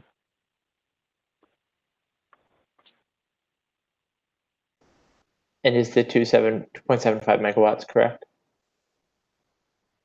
Correct. That's the allocated amount for the allocated amount. CBRE. Yeah. Great. Are there other questions from or comments from stakeholders or from potential developers? Hey, Mike, this is Becca from Hawaiian Electric. I just wanted to clarify one thing, and I think I was thrown off a bit earlier by the question that was asked about $5 per kilowatt hour. The fee is actually $5 per kilowatt, not kilowatt hour. So I wanted to just clarify that, and then also clarify that it's an annual fee. So it's charged one time per year, and it does apply to the mid-tier and large projects as well. But again, it's based on a dollar per kilowatt, not a dollar per kilowatt hour. Thanks, Rebecca. I think I did say $1 per kilowatt. I appreciate that. And yeah, I was like frantically looking through because I didn't think it just applied to small projects. So thanks for the clarification. But I think my point still stands here, which is that that's a lot of money. And where's it going? I think one of the feedback that I got, the point I bring it up is not because necessarily, I think the HSCA in general is concerned about it as a policy reason, but I think developers are especially noting that compared to other areas where they develop CBRE, and most of the developers who are interested in doing so in Hawaii, from the HSCA's experience, are developers that are not based here in Hawaii and have experience in other markets. Note that that program fee is pretty high, and it's kind of unclear where it goes and what it's used for. Thanks, Rebecca. I appreciate the clarification. This is Mark. Just to reiterate, the administrative fees go into things like running our CBRE portal and the automations that go along with that. So again, I don't think we envisioned that being significant. We're basing that on the framework costs, and we actually didn't think that that would fully cover our costs anyway. And I think that fee was something that we did want to look to getting feedback on that. So I think for large projects, the point's taken that it can add up to be quite a large amount. Yeah, I think that's good feedback, and I appreciate it, Mark. And yeah, I would be surprised if it costs millions of dollars a year to run their CBRE administrative portal. You might need to shop around for a better deal if that's the case. But I think that the broader point here is that I think what we're seeking is transparency around that fee and how much money is being collected, how much FECO anticipates to collect from programs, whether they think that fee is justified considering what kind of projects it applies to and where it's going. If part of it is being used to cover these administrative costs and not all of it is being used, where's the rest of it going? Right. Understood. Potentially, you could use some of that money to pay for interconnection delays that might be caused by HECO, but you never know. Well, we'll have, we'll take a look at what we can do to mitigate any of the high fees for large projects. And we do maintain transparency with the commission on our costs. And we'll definitely take the feedback, see if we can make a correction to that. Appreciate it. I know we've got other stuff too, but I also want to highlight, just it's an incredible burden, I think, on developers, especially ones of smaller projects, this amount of paperwork and stuff. And I know that we're trying to make things simple here, but I think it should be noted, just around this program fee, I've gotten inconsistent answers from people who work at HECO on CBRE about it. So I think, we need to consider what that burden is on developers that are trying to develop these projects and make this program work. So I don't know if that's really a question, but just a kind of a observation. Okay, got it. Thank you, Will.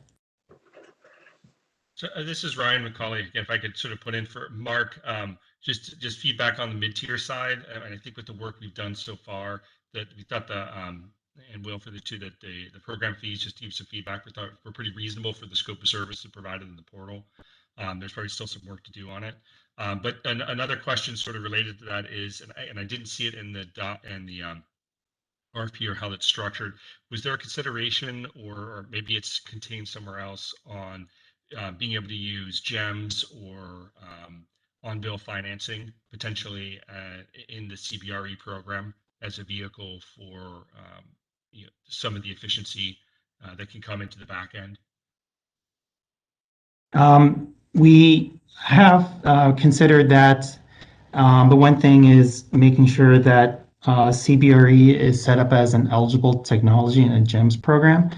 And based on the GEMS program's latest commission filing, they are working on a GEMS for CBRE program separately that would enable use in this program.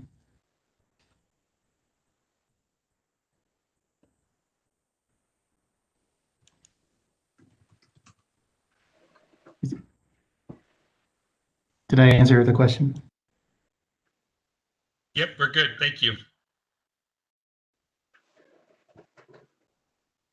Hi, this is Tuan Pham with PowerFin.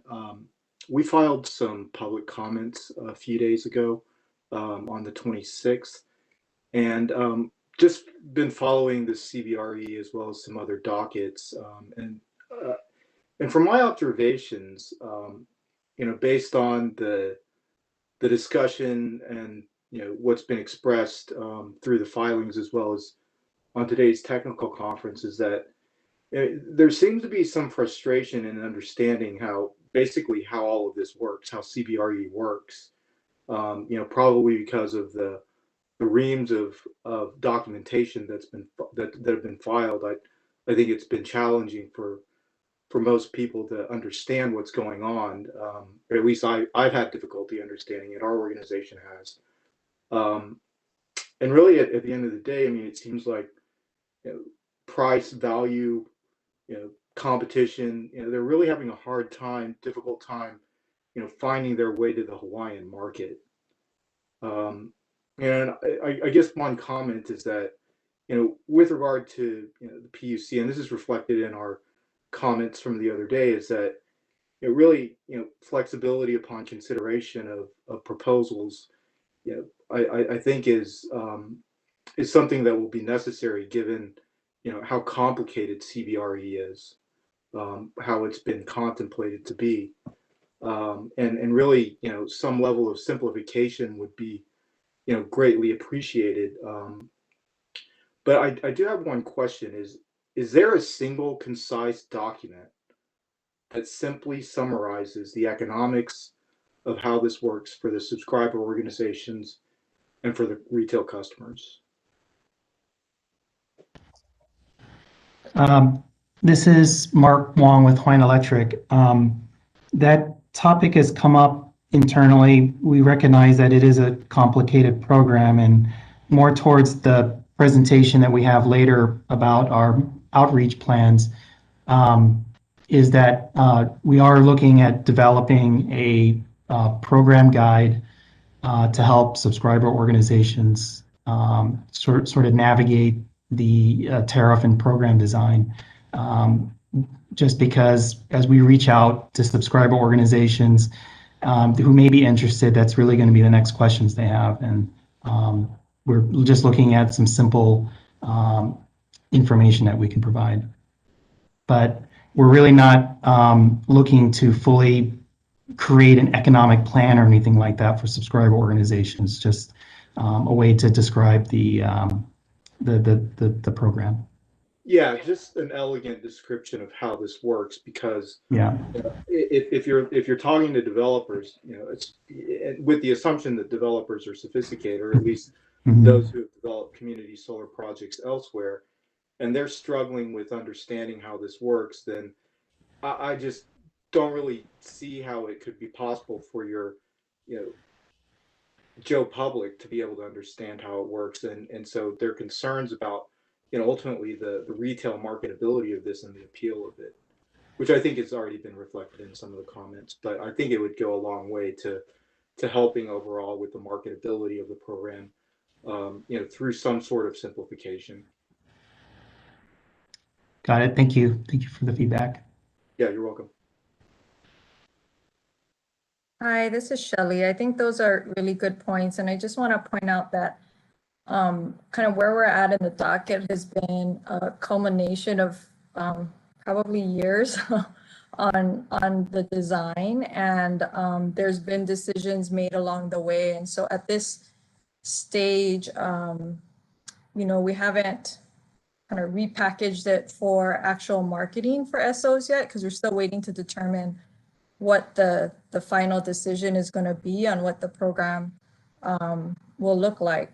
But I think a couple of fundamentals to just remind everybody about is that the RFP process, so if we just talk about the large projects, the RFP process is intended to let the market tell us and for us to figure out where the pricing needs to be for the projects to be successful, and to determine if we can make it cost effective for all customers, because that was one of the key objectives that we had when we set out to do the program.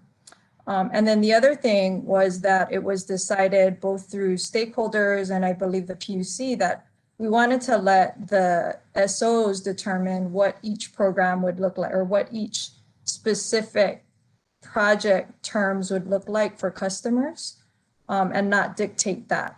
So the only variable that would be fixed for folks once they make their bids and get selected would be the credit rate and the lump sum payment.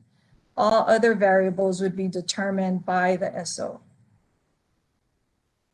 Okay, that's reassuring, Shelley.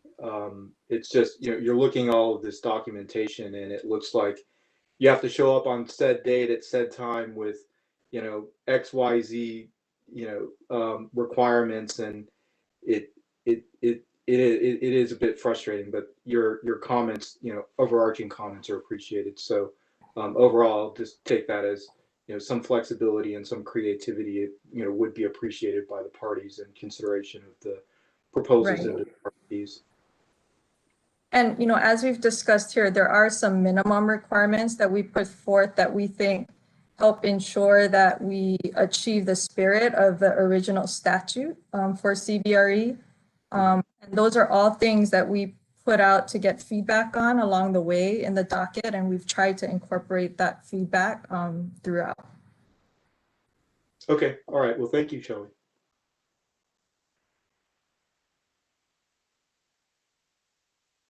So we've got a little less than 10 minutes until the top of the hour. I'm thinking it might be time to turn over questions if there are any from the commission or commission staff.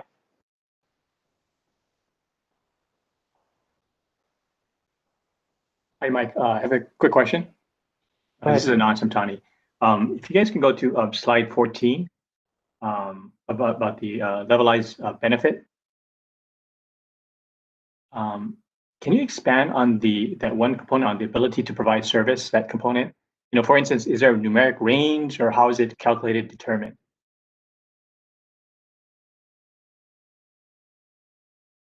Yeah, I can jump in on this one. So for the ability to provide service, we are going to tie to the dispatch of a representative resource in the model as a means of, I guess, like a proxy for the proposal. Is there somewhere in the filing that you have an example of this, or? I know we described it at a high level in the RFP. I'm not sure if I don't think we provided a specific example though. Okay. All right. Maybe I'll put in an IR. Maybe we'll see. I have another question. Okay, just a clarifying question. You know, regarding the Black Start services and grid forming capabilities from CBRE projects or facilities, am I correct in my understanding that only Molokai, Lanai CBRE facilities would be required to have these capabilities? You know, for Oahu, Maui, and Hawaii Island, it's optional. Is that correct? I know, yeah, that's correct, and that's just reflective of sort of the relative size of those systems and what the projects we're seeking on each island, you know, intended to do. So on Lanai, just the large size of that facility, you know, to serve the majority of the load for the island, and necessitates different requirements than something that's just additive to a lot of other resources that are on the system. And so, you know, similar for Molokai with that smaller grid. So for the other islands, Oahu, Maui, and Hawaii, it just mainly is for the location value criteria that you're using, the grid forming and Black Start capability. Right, that would support those kind of services. Okay, I just want to clarify that. Thank you.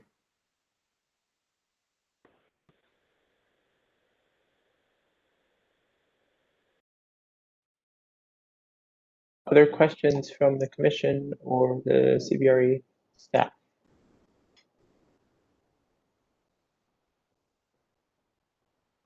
Mike, unless there's others, I had a couple of follow-ups to Anand's. Please. Okay. Same topics on slide 14 here. If I take it, the voided cost of grid service, where there's some of the appendices have this information, also the kind of the presentation in the IGP docket a few weeks ago, it shows the unitized values, but is that I mean, what's the benchmark we're going to use, what that people will understand here? Right. So for so those, go ahead, Chris. Okay, so we would be using the actual marginal avoided cost, for these levelized benefit calculations. When we had shared the preliminary modeling that we had done, in the solution evaluation working group and in Appendix O of the RFP filing, we had, normalized those values so that we could still share the information, but it wouldn't have been the actual values that we would use the actual values in the calculation. Well, I guess let me ask you, but is that information going to be public, or that'll just be used for the evaluation team? Yeah, so that info, our intention was to only use that for the evaluation team, with the independent observer. Doesn't that kind of leave the developer shooting in the dark on how they'll be evaluated based on the formula here? Like the two first terms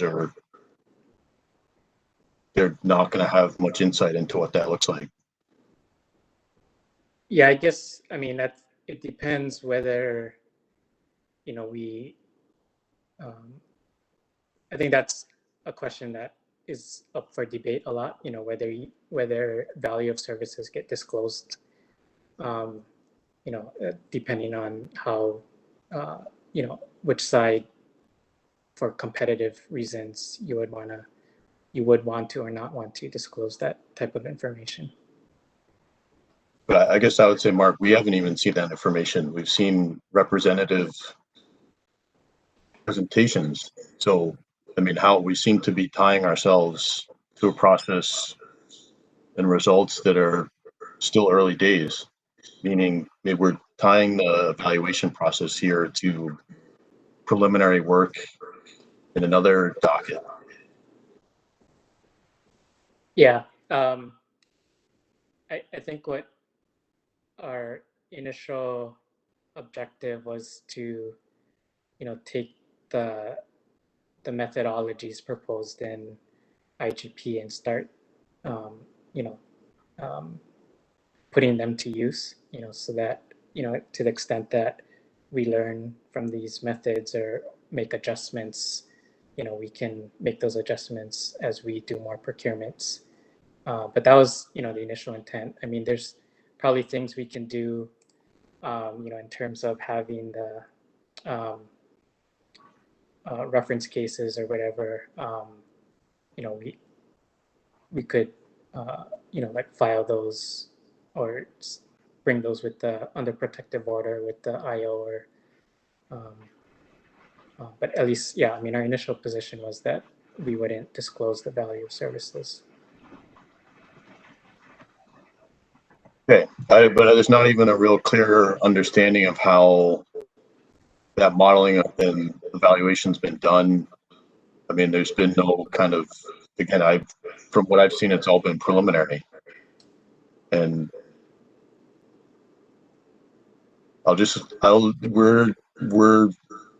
we heard the comments already about this being a complicated process, and this seems to inject more complexity and opaqueness is, I guess, my initial reaction. If we can go to the next slide, maybe.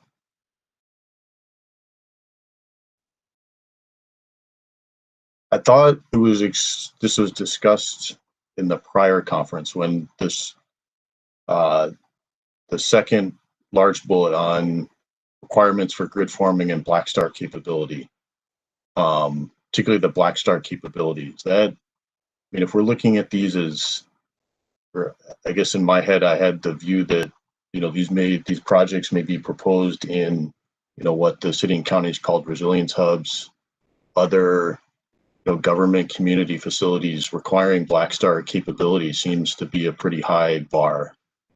Am I missing? Is there something I'm missing with that? As a requirement, I could see if they have that capability, that's a bonus, but as a requirement. So maybe if I could So Jake, and clarify these are, oh, go ahead, Becca. I was going to say, just to clarify, so for these 3 RFPs we're discussing today, these are not a requirement. So they are more of a, in this locational value criteria, a plus in the scoring if they're provided, but they're not a requirement in these 3 RFPs. The only requirement, the only one where Black Start is required is on Lanai, and then I think on Molokai, and on Molokai only if the project, I believe, is larger than 1 megawatt. Okay, that's helpful. Let me just so we're all very, this is required for projects to support community resilience. But I think what you're saying, Rebecca, is a requirement period. That's what I'm asking, is even to be viewed as offering resilience. I take the first point to say that basically the system can be up and running if the grid's down. The second one, the Black Start capability, is another threshold in technical capability and cost. I mean, that's my understanding. So again, if these are, again, in my head, I would the view that these would be in community facilities there to be supportive of their operations during an emergency. I get the interest in Black Start, but again, that would seem to be potentially a big bar on even a couple megawatt project. But correct me if my take on that is wrong. Yeah, so I guess in the event that you like lose power to the grid and you wanted to be able to provide power to a resilience hub, you would need some form of Black Start to be able to sort of energize that grid. I think in the stage 2 process, I don't know that Black Start in all cases was necessarily an added cost. So. So you're viewing this as ability to power. I mean, maybe we're saying the same thing then. You're viewing it as the ability to provide power to that facility, not to Black Start the whole island grid in the event the island goes down. Correct. Yeah, correct. Okay, is that spelled out in the? I mean, maybe I just missed it in the technical definitions. But yeah, we can. Okay, I mean, I think then we're saying the same thing. Yeah, that we basically can make those clarifications. The bar. I mean, the idea is that it's there and able to power that facility or whatever. The premises would be viewed. Not. I guess I just want to make sure this isn't kind of viewed. The bar here is not viewed similar to like the Schofield project, but this is viewed on. That they provide the services to the local premise. Yeah, so we can. Is that clear? I mean, okay. That's helpful. We'll clarify that. Okay, thanks. That's all I have. Thanks, Mike. Thank you. Other questions from other commissioners? Hi, Mike. This is Leo. I had a question. This is probably Greg or anyone on the team. Talked about the land RFI.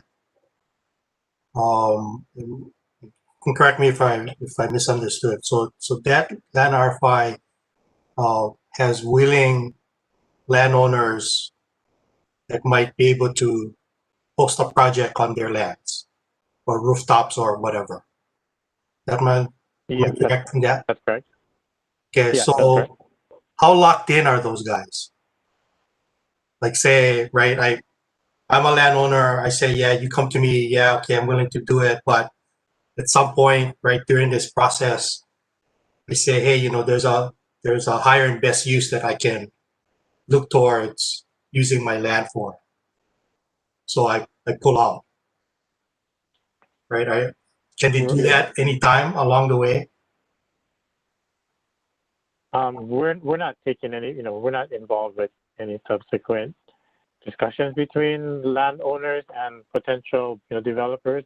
The intent of the land RFI was just to communicate or to aggregate responses for landowners that express interest in hosting a renewable energy project, and there's no binding aspect to that. It's just really putting landowners who maybe otherwise wouldn't be in touch with potential developers, and and vice versa, to just to have those conversations, or to to the landowners know that there are other developers, multiple developers that might be interested in talking to them. But we're not taking a step to include any kind of binding terms or any kind of agreements between those parties. That's Okay, outside so- of our role. If I could just jump in really quick, that's the case, just to be in the land RFI. But if the landowner takes the additional step to tell a developer that yes, you can use my land, in order for that developer to be able to bid into the RFP, they have to have a binding letter of intent to move forward and allow that use. So at that, if selected, that binding letter of intent has to prove to the utility during the evaluation that if selected, they will move forward. There's no opt-out at that point for a better or higher use of the land. Okay. So when it comes to the projects we're evaluating, there is a firm requirement. Okay, thanks. That answers my question. That's all I have, Mike. Great, thank you. Commissioner Potter, any questions from you? Yes, thank you, Mike. I appreciate it. I just have a couple of what I hope to clarify for the community in terms of the RFP. And so forgive me if I missed this within it, but it pertains to the information on the slide 15. In terms of the locational value map, I've looked at it for the neighbor islands, and it doesn't appear to be as well built out. Is that finalized and complete per your best estimates, or with the data that you have available? It's not as like Oahu has very clear colors and metrics all over, but I didn't see that as much as on Hawaii Island and on Maui, and certainly not on Molokai and Lanai. Are they complete at this point?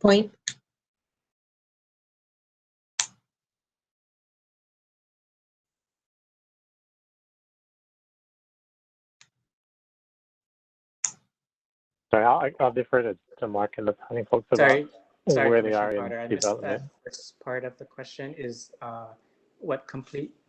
For the grid needs assessment on the locational value map, it doesn't appear that the neighbor islands are as built out. And are those considered complete at this time?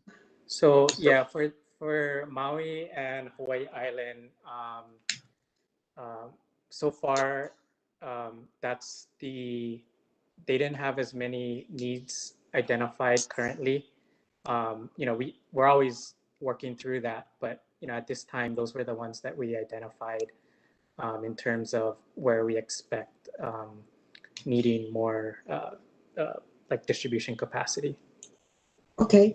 And so that to my second question, thank you, Mark, it will be in terms of referring to grid needs, is that just capacity, or are you looking at other types of grid services that bidders could consider or elaborate on, or provide within their proposal?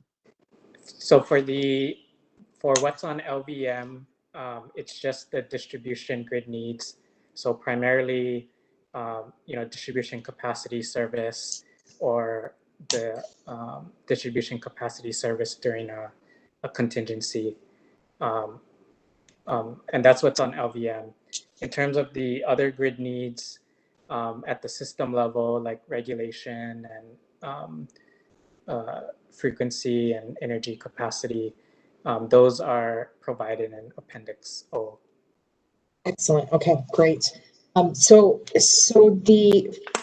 for people for bidders, they will have an estimate based on the map that you've provided, and they'll be able to take it's kind of like a 10,000 foot look at the information, and that information provided will be capacity needs, distribution capacity needs, and then any additional information on grid needs or grid services that could be provided at a locationally would be provided in the Appendix 0. Oh, is that correct?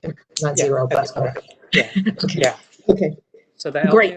LVM maps, because the we did provide a table in Appendix O for the distribution needs, but it's hard to figure out where that is on the island. So the LVM map should match the table, so you can kind of see geographically where we where we may need distribution capacity in the future. Okay, great. And just one final question for you, Marcus. Do you plan on continuing to update that map during this process while the RFP is is out and released to the public, or is it static at this point? I think for the purposes of the CBRE RFPs, they're, at least for this first tranche, I think we're static, but if there are any other needs we come across, I think we can always update and send a notification out to everyone. Okay. Yeah. Great. Thank you so much. I appreciate your help. No problem. Great. Any questions from the consumer advocate?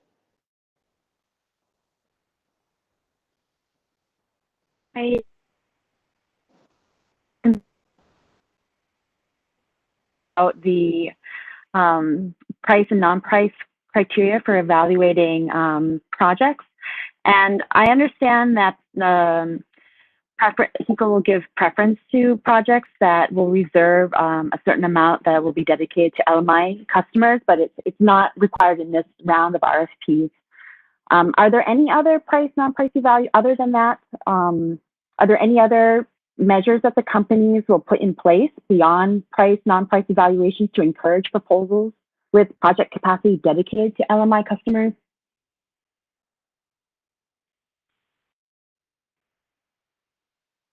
That's the primary place where we'll evaluate a percentage that's committed to for dedicated capacity to LMI customers. I think the other place that we would look at it more holistically would be through looking at the CBRE program category, where we look at a lot of different aspects of how the subscriber organization is structuring their program, kind of the options that they offer, and what might be more attractive or might facilitate better uptake from LMI customers. And I think this goes back to how we by design and through the years of the process, there's a lot of flexibility offered to the subscriber organizations to design programs that in their experience they think will work the best. So that's the other place where we could look at it.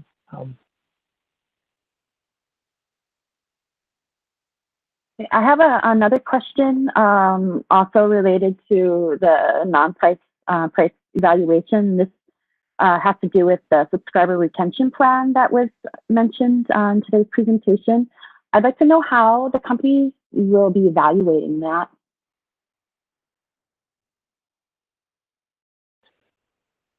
I can't speak to the details of how they'll evaluate that, but that's just, again, that's part of their, broad look at the aspects of the program. And I think,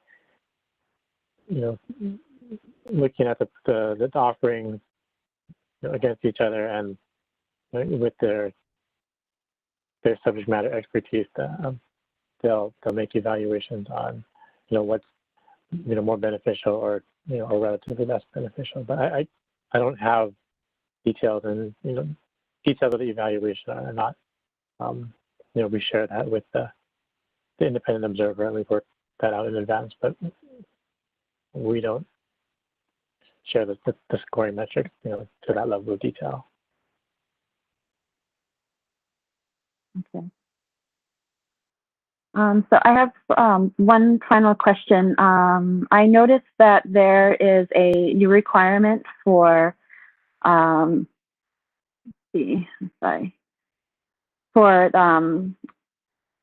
proposers to provide subscriber organizations to provide the company with land rights documents 1 month prior to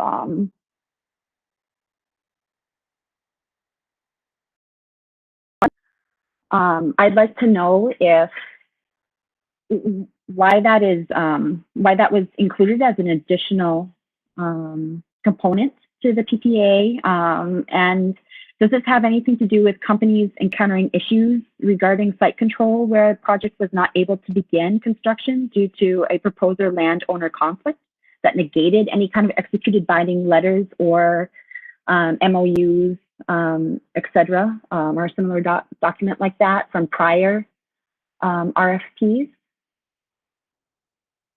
Hi, this is Becca from Hawaiian Electric. So I wanted to clarify that it's not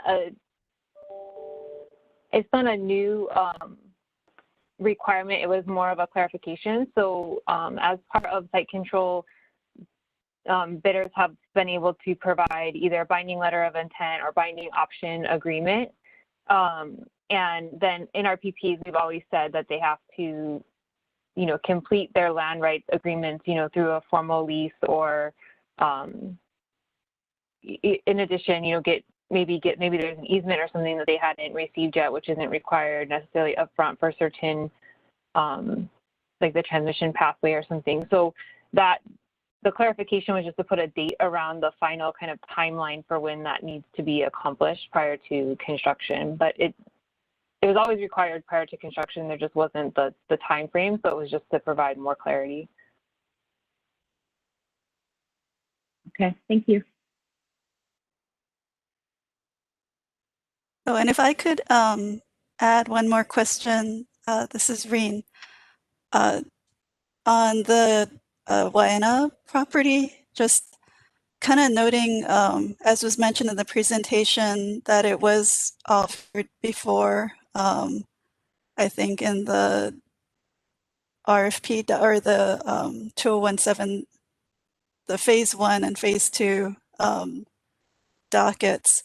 But I think in those cases, I thought that bids were not received. And so I was wondering if what kind of feedback Hawaiian Electric had received about kind of offering that property, and if there have been any, I guess, modifications or improvements in response to feedback. Sure, this is Becca from Hawaiian Electric. In stage 1, that site was offered for a solar plus storage project, and bids were not received. In stage 2, it was offered solely for standalone battery energy storage projects, and bids were received, and actually the company self-build project was selected to build the a standalone battery energy storage system at that Waena site. In this CBRE round, the project will be smaller, the site that's being offered up for use, but we've also tried to simplify the interconnection, allowing interconnection actually through some of the interconnection equipment that the Waena Best self-build team is making versus having the developers have to develop interconnection either across the street at a distribution level or build out a 69 kV interconnection. So we're hoping with maybe simplifying and clarifying some of those interconnection requirements that will help to draw more interest to that project site. Okay, no, thank you. Thank you for clarifying that. Okay, thanks everybody for this excellent discussion. I think we're just coming up on the break now, so I have 3:20 on my clock. So we'll break for 10 minutes and we will resume at 3:30 with the discussion, with presentations and then discussion on the online portal and outreach to subscriber organizations.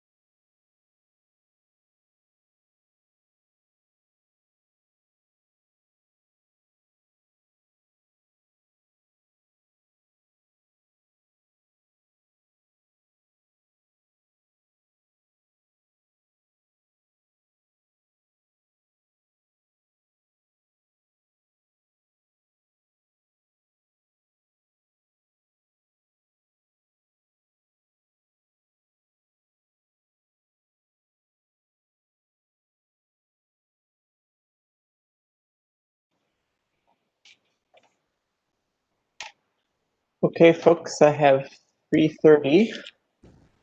So we're going to continue now with the second part of the technical conference, beginning with presentations from Hawaiian Electric on the updates on the customer portal.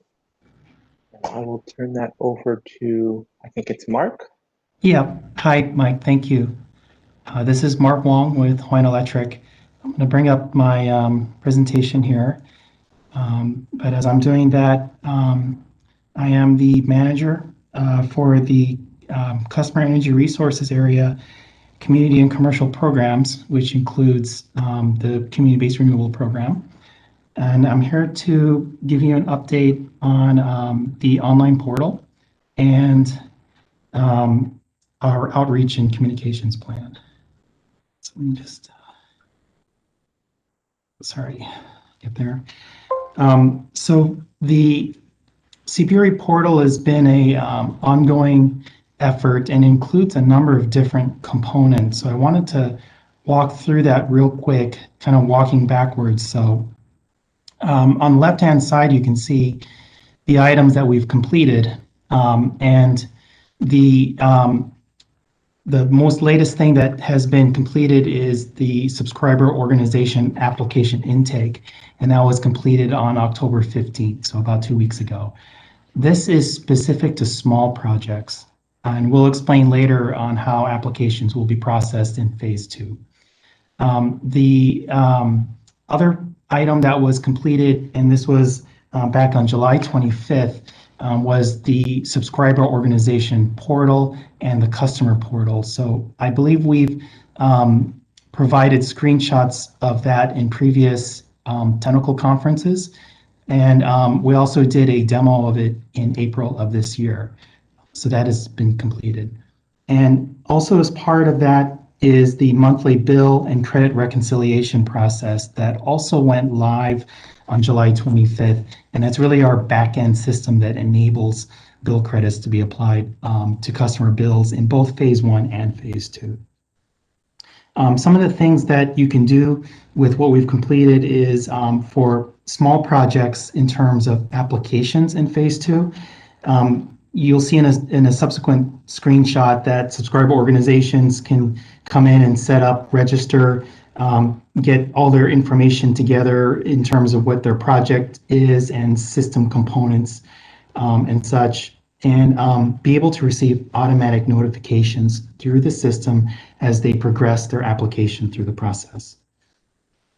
The portal itself is more for the operational phase, and once a subscriber organization goes through the application process and eventually approved, they can set up their project in the portal and get all the marketing up together and start marketing their project to potential customers.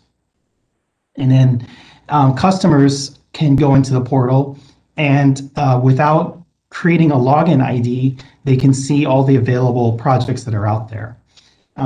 We, as a note, haven't publicly gone out with the URL for this site because, as mentioned on Monday's status conference, we don't currently have any projects live, but we do expect that to be very soon before the end of the year.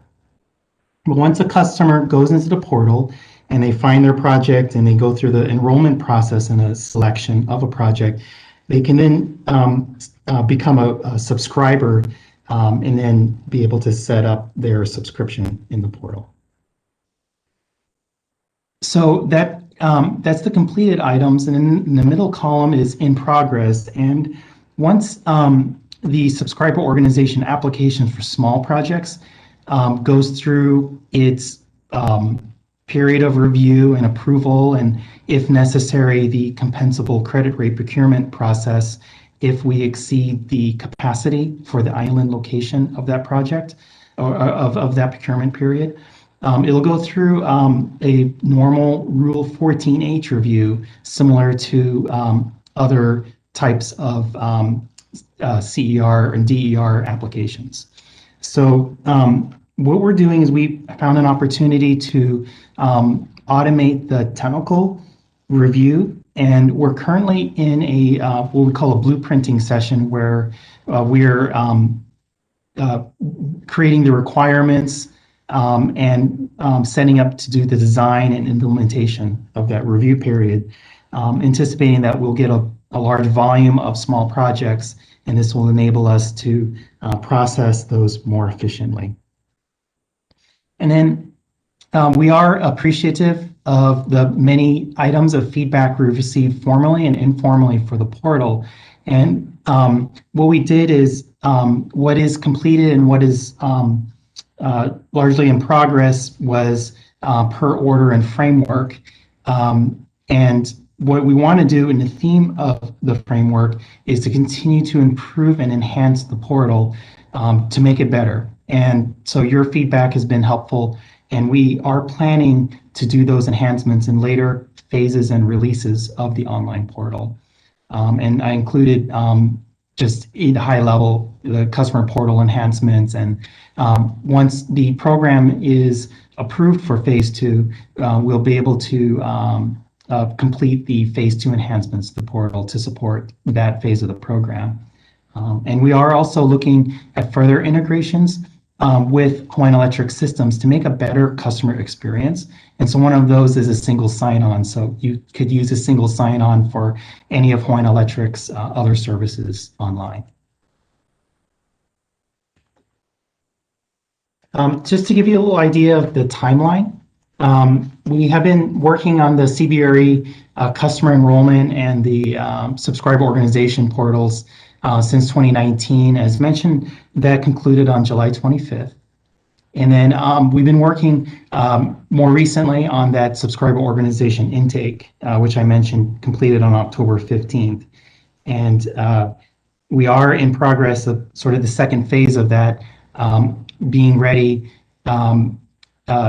before the end of the first tranche, or sorry, the first small project procurement period. And then in the second part of 2021 is when we're planning to perform the work for the portal enhancements. Before we go into what I'd like to show you is some screenshots of the subscriber organization application tool for small projects. I just wanted to quickly go over some of the roles that the various tools that we have, because there's a lot of pieces, and in recognition that some of the attendees may be new to CBRE. So as I mentioned, we have this portal, and it's really designed for subscriber organizations, customers and subscribers. And we also have special logins for an independent observer, so that the independent observer can create reports and monitor the overall program. And then Hawaiian Electric and its role as the administrator has an administrative login so that they can help set up subscriber organizations and do things like unlock passwords and do that sort of administrative role. The first group, though, that we're talking about is subscriber organizations. And again, for small projects, they will use the CBRE portal to submit their application. In phase 1, we did it manually, through like a PDF application. And as you'll see, this is all automated, and it's a streamlined process. And then subscriber organizations will also use the portal to administer their projects. So as I mentioned, they'll set up shop, they'll put pictures up, information about their project, but they can set up their business model in there and determine what kind of fees they're going to put in place, how often those fees occur, and if they're going to be based on some factor like KWH or KW. They can have the flexibility to set up their projects in that way. And then I won't read off all the stuff on the slides for customers and subscribers, but essentially they can go in and shop and look for projects that meet their needs, and then go through that process to gain an interest or subscription, and then manage that subscription. I did want to point out, though, at the bottom, as we've identified for the RFPs, the RFPs use a tool from a company called Power Advocate. and they have a tool called Sourcing Intelligence. So similar to what was used in the stage 1 and 2 procurement processes, we'll continue to leverage that tool because it worked well for the RFP process. And so the mid-tier and large projects will continue through that.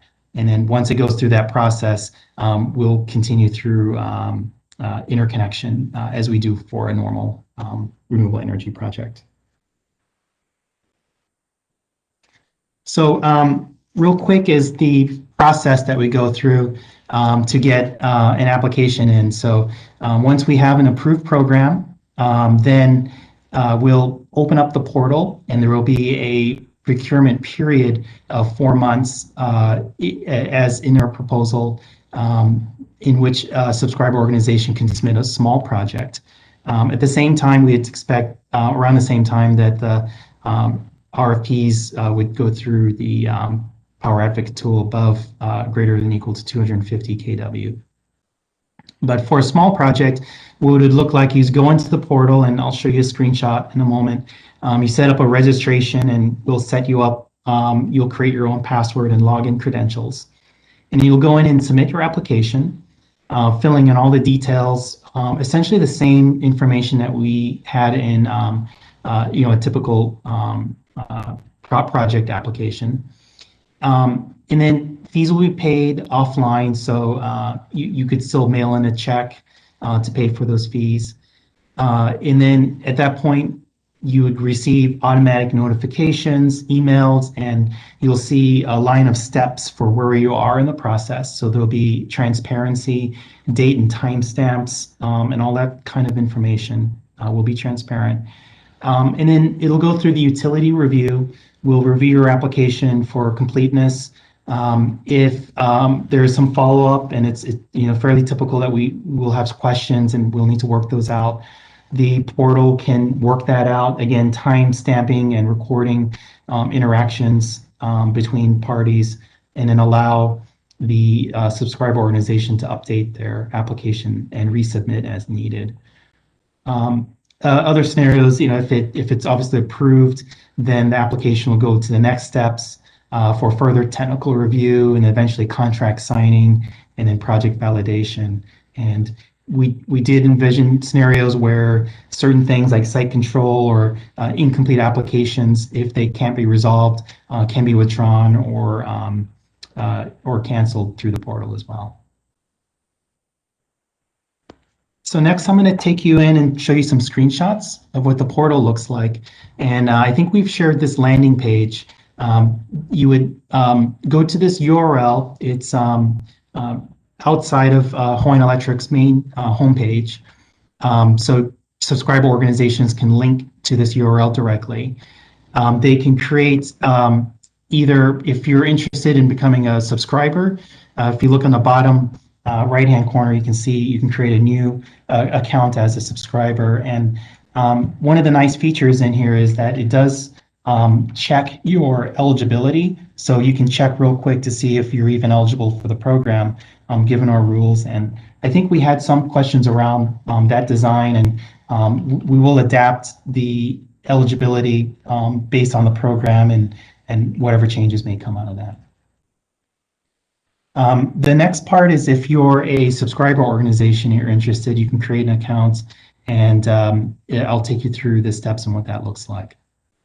If you're just browsing and you didn't want to create an account, you can click on View Projects, and then I think we shared in previous sessions, you can see a catalog of all the projects in there. And I believe we got some feedback, I think it was from the Consumer Advocate, envisioning a day when we have many, many applications for projects and they're set up in the portal, a way to filter those, and that's one of the enhancements that we're currently working on.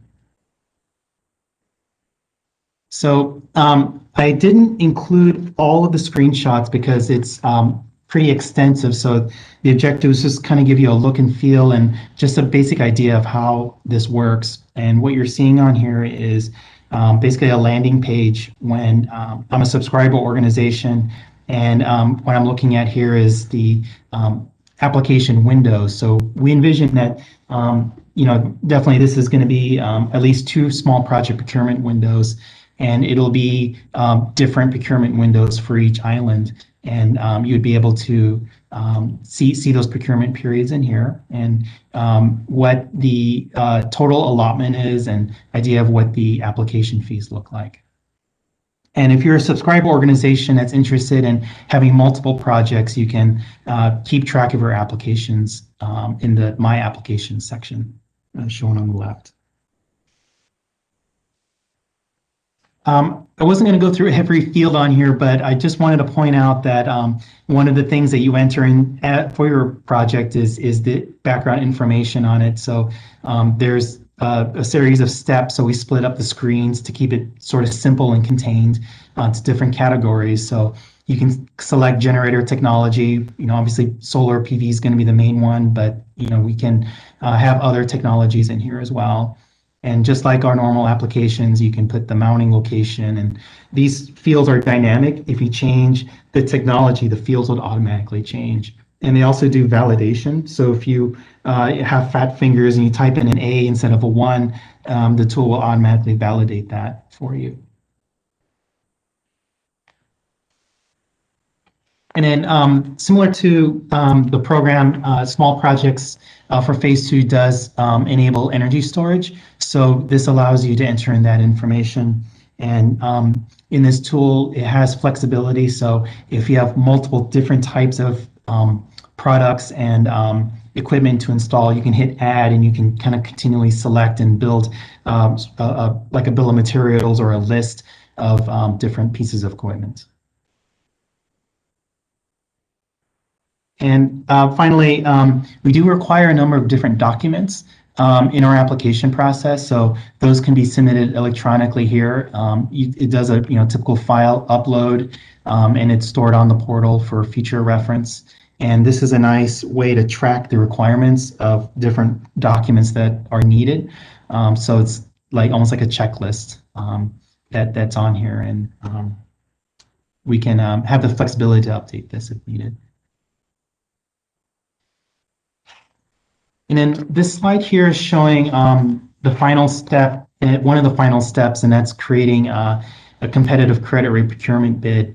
And one of the important things is that this portal is, we designed it to be a secure place. So when we trigger CCRP and there's a bid that needs to be entered in, nobody can see it. It's like a blind auction where Hawaiian Electric can't see the bid. Even the independent observer can't see the bid, and it's contained safely in the tool, so nobody can see it until the procurement period is over, and then the portal will create a report with the results and the ranking if we do trigger the CCRP mechanism.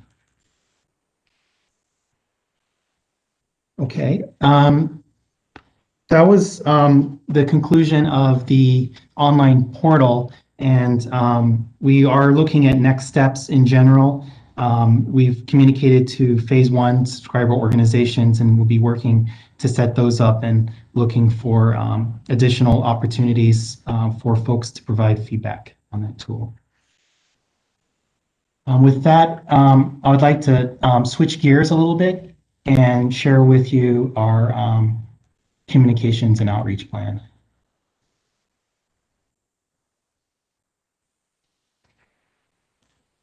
Okay, so just to kind of walk it through, I wanted to share what our main objectives were for this effort. And the big one that we're working on now is getting awareness. And I think it came up in some of the comments that we really need to do a good job at this to make sure that we have a clear communication of what CBRE is and what it isn't, how it works, and what kind of benefits, whether you're a developer, subscriber organization, or subscriber might see. So we're working hard on creating that messaging in a effective manner, and we'll discuss some of the details of that. Our scope isn't limited just locally, but we really want to find developers anywhere we can, folks that can deliver and have experience in developing renewable energy projects so that we can improve our chances for success. And also finding subscriber organizations that are willing to participate. And we're trying to be more proactive about that, and we'll go into more detail on those. And secondarily, if it is approved that we can incorporate the anchor tenant model, we also have plans and ideas on how we can reach out to those folks as well, so that we can create an environment that's favorable for subscriber organizations. And finally, subscribers themselves. Hawaiian Electric is obviously a main point of contact for many of these customers, and we have a lot of existing channels that we'll talk about in a moment that we can get word about CBRE to those folks. So we see this as a full team effort. And one of the things I wanted to highlight is that we're engaging internally, even company executives and leaders in our company who are members of community organizations and have the network to get the word out about CBRE. And we also have teams internally that routinely interface and work with those organizations. So we're leveraging our company resources to make this successful. And we also have a number of tools at our disposal. We do issue press releases nationally and locally, and those tools are available to us, as well as our presence through social media. We also have a CBRE website I'm sure most of you are familiar with, where we can post webinars, as we have done in the past, frequently asked questions and presentations. In an effort to recruit developers locally and nationally, we talked about the land and rooftop RFI that went out between June and August 21st. And as Greg mentioned, trying to match interested landowners with potential developers or subscriber organizations. The other thing at our disposal is email blasts. So some of you attended the April portal demo that I mentioned, and we were able to leverage interested parties lists from other engagements we've had, such as with our Renewable Acquisition Division through the Stage 1 and 2 RFPs, as well as ongoing efforts like our IGP efforts.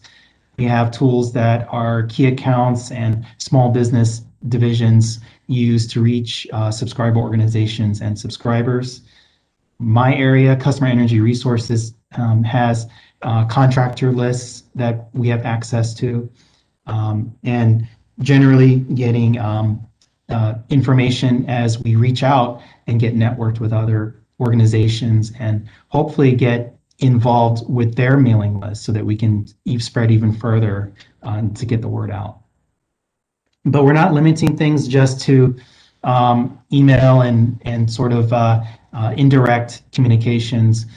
We're also planning to reach out to national organizations and doing WebEx presentations. We're currently working in November to get in front of the Community Solar Access Group to give a presentation about CBRE.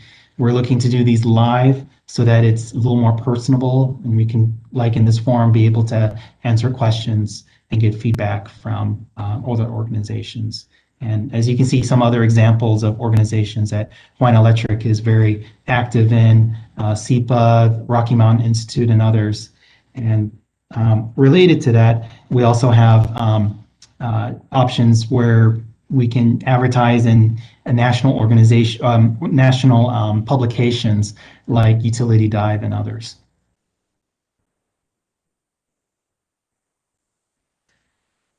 One of the things that we are excited about is the concept of LMI, and we want this to be successful because we agree with parties in the commission that this is the target market that can really benefit from CBRE the most. And we listed some organizations that we are currently involved with and are looking to continue and develop discussions around. But related to what I mentioned earlier, really using these as sort of umbrella agencies where we can reach out to them and then they can connect us even further to other organizations, other mailing lists, and other community leaders where we can further get the word out to customers and folks that might be engaged with becoming a subscriber organization. And I think it was mentioned too, further partnering with these organizations. We had in our proposal to use like the Light Heat program so that we can partner with them to use their eligibility to qualify subscribers into LMI program. And I think it was suggested in some of the comments recently that came in yesterday and the day before to maybe use those organizations for maybe like annual or biannual checks. And those are all possibilities that we're looking into as well. Some of the tools that we're looking at to reach these subscriber organizations, I talked about the webinars a little bit, and those are nice because what we're thinking is we can divide these up and have very specific targeted webinars that either are live or recorded and put on YouTube. So if you're interested in a specific aspect of CBRE, you don't have to watch a 2-hour webinar to find what you're looking for. We can break it up and have that available in kind of bite-sized chunks so that you can get the information you need as quickly as possible and hopefully become interested in the program. We also have opportunities to use existing publications locally, newspapers and magazines. And we also have our, I think every 2 months we issue a bill insert newsletter with regular customer bills. And I think really the key is that we're not like using these tools as a one-all for everyone. Part of the strategy is to really communicate to a target audience and tailor that message to a specific audience. And I think we discussed, it could be even direct letters and mail from our leaders in the company to get the word out. I think that one of the other things that as we reach out and we look to local developers is in recognition of the economic environment we're in, COVID-19, that there's opportunities to put people back to work. There's opportunities for people to use their land and offer it up in a beneficial way for the community and to create jobs. So we definitely want to be able to get that word out as well. And I think one thing that as well, there was a question in the first part of these presentations, we had brought up a program guide, and I described a little bit about what that is, but once we do get that hook and we do get a subscriber organization or developer interested, it's the now what, and without designing a whole business model for them, providing some very clear and actionable information for them. So the next slide is, and this is the last slide for this communications, is a timeline. And I just wanted to point out that this is a continuous effort. We're constantly updating it. We have meetings periodically where we're discussing ideas, reaching out, getting more information, and adapting our plans. So this is definitely a continuing effort that we don't see ending anytime soon. This will be through the life of the CBRE programs.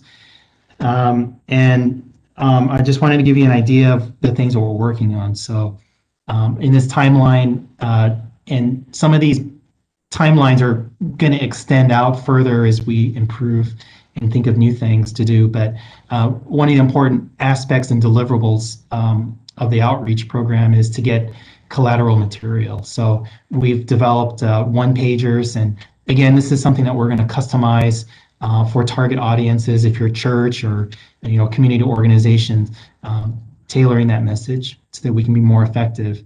And we're planning to create, again, standard presentations that go along with that. We also have tools that we can use for online communications.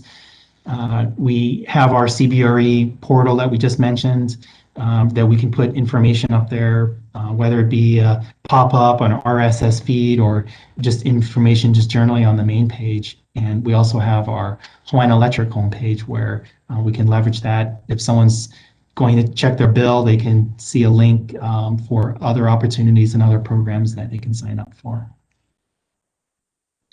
Some of our more general means of communications are press releases. We do that. We have been doing that when we've had major milestones occur in the CBRE program, and we definitely continue to do that. We're very excited about phase 2 going live, so that will be a big one for us, as well as when the RFPs go out and subsequent procurement periods. And then, as I mentioned, the mainland outreach is important to us. So in November, we'll be working with the Coalition for Community Solar Access, getting in front of them. We're looking at opportunities with other venues. We've been discussing with National Renewable Energy Labs with their community solar programs as well, looking for resources that are available to help subscribers and subscriber organizations out. And as I mentioned, national publications like Utility Dive. And then just in terms of local outreach, we are, going to be working with folks in the community, partnering. We have key account managers that have relationships with large customers, and we see an opportunity even with big box retailers siting solar on top of their roofs, or maybe even being able to have them participate as a commercial subscriber. Although we did emphasize that we want to have residential participants benefit as a priority, but we found that some of the big box retailers have renewable energy goals like Hawaii does, and there's some synergies that we can use to kind of further both interests.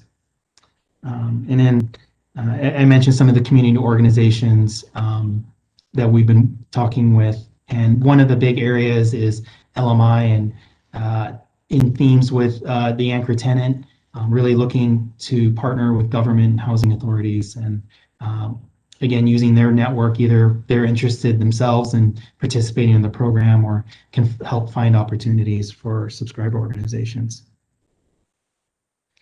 So again, this is going to be an ongoing effort, and we'll be updating this on an ongoing basis. But we're excited to get this moving, and are really anticipating a successful rollout of the phase 2 program.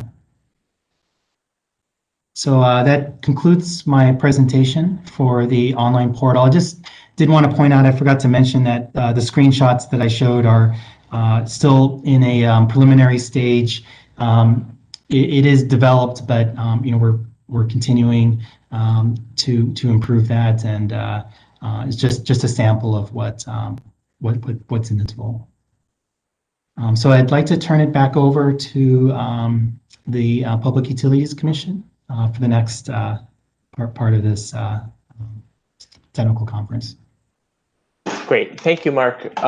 So yeah, we'll move now to questions and discussion of the online portal and the outreach process. For this part, given the time constraints, I'd ask that if you have a question, please put a message in chat, and then we'll call on folks just to make sure everybody has a chance to go. So if you have a question, please type into the chat just your name that you have a question, and we'll turn it over.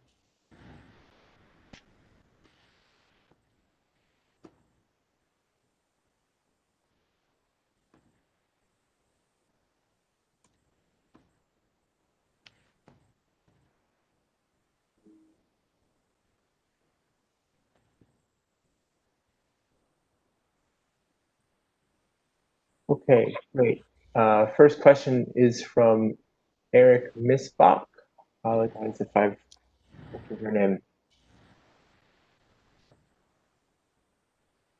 Yeah, sorry guys, just getting the comments up here. It says, I'd like to know the primary difference between the SO portal for large above 250 kW projects versus small. And the answer is it's the same portal.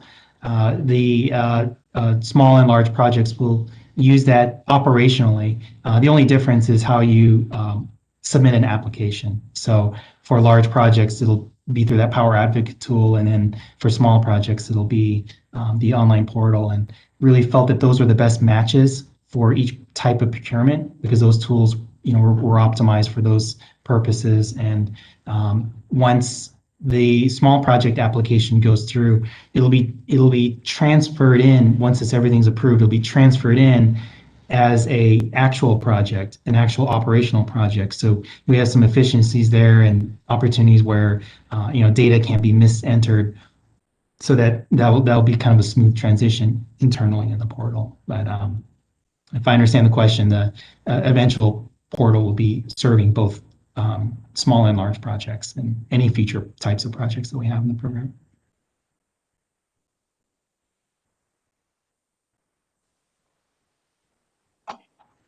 Great. Let's go next to the question, the first one from William BC. Has the utility considered opt-out CBRE programs, especially for new utility customers or customers transferring meters?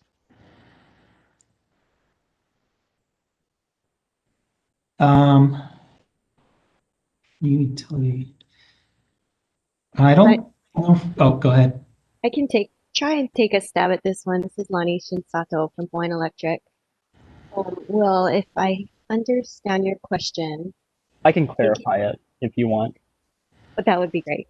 I was just thinking, trying to catch customers and notify them. I mean, obviously, you guys are going to do outreach through mailers and whatnot, letting people know. But there are key points when a utility customer might be more reactive or receptive to being notified of new programs. Things like when they're signing up for a new utility service, or when they're switching utility service from one address to another, or even just like geographic targeting based on like what Aloha United Way says. This is an area where there's a high amount of LMI people that might most benefit.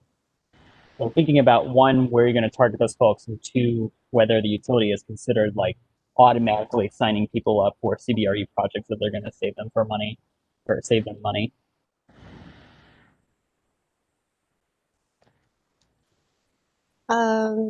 I don't think we've considered the program in that way, where we would do it on an opt-out basis, but I do like your ideas that you mentioned earlier in your comments about where we might be able to target our outreach in certain communities. I think that makes sense, and we can take that feedback.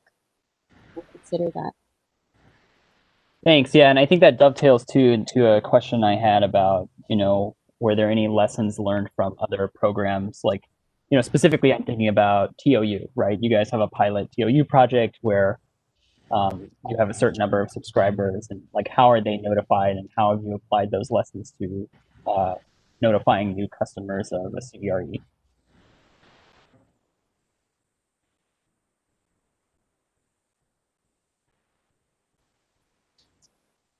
Yeah, I think go ahead, Mark. I didn't have any other comments. I was just going to thank Will for the thought and the question.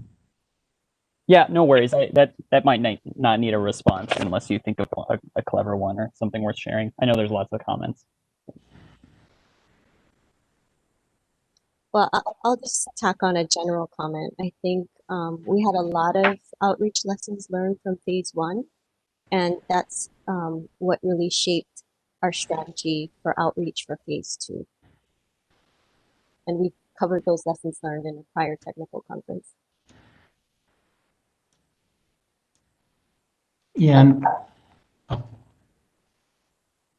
okay, Mark. Yeah. Gonna kind of follow up on that.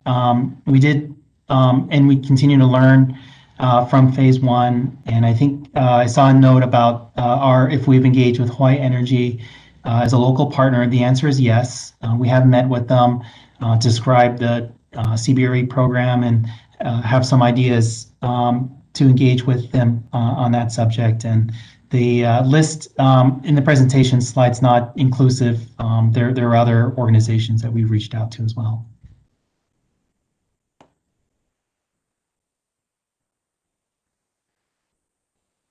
Commissioner Ponder, did you want to follow up on the Hawaii Energy question, or is that enough for the time being? No, I think they got it. I'm happy to hear that there's collaboration there. I didn't want that to be a missed opportunity. So thank you for your good work on that. Great. Sorry we missed that on the slides, Commissioner Potter. They were kind of an assumed partner, but we should have included them as well.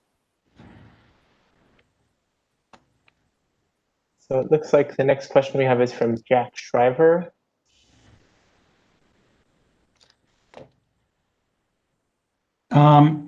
I guess the answer is yes.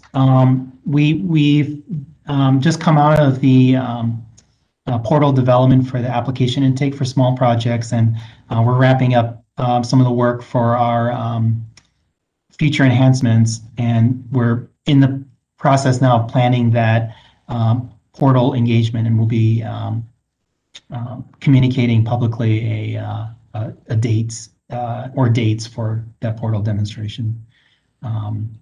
And second part of the question is a demonstration on the user accounts and the subscriber experience, and we can definitely do that. We covered some of that in our April demo, but now that I think folks are getting a little more familiar with CBRE and have probably developed some more specific questions, we'll create that opportunity for folks to ask those questions and engage us.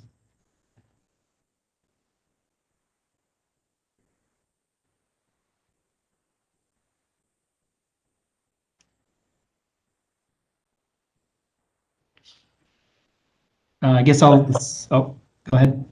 No, I thought it looked like Jack wanted to follow up on that. I couldn't tell though. No, I just wanted to say thanks. That answers my question. Great. Thank you, Jack.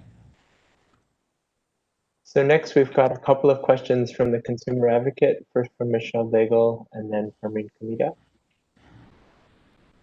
What they're talking about. Hang on.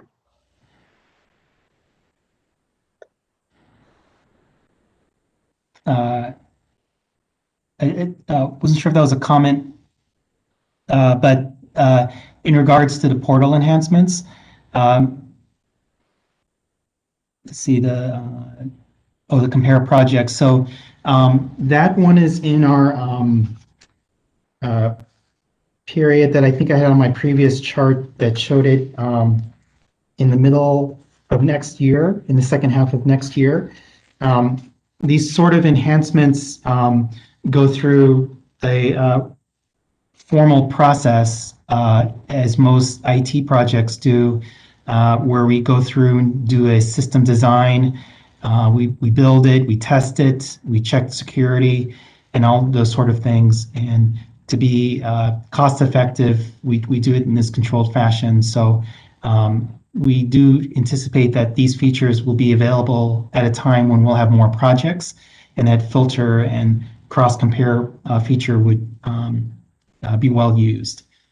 Some of the other enhancements that I don't think I mentioned, in addition to like the more programmatic phase 2 enhancements, was we've gotten some feedbacks on different reports, and reports aren't just for Hawaiian Electric or the independent observer to run. There are reports that subscriber organizations can run as well to help them run their facility. And so we have that. We also have a security update that we'll be doing in the first half of next year, because this tool is continually updated from a cybersecurity standpoint to make sure it's up to date. And then we're looking at just some mechanisms for LMI customers being able to flag that in the portal so that we can create reports around that. And then developing new screens, again, more particularly to the RDG PPA model that will be coming in to the portal. And those are just some of the ones that we've been looking at, and we're interested in getting further feedback from stakeholders on what other features might be useful.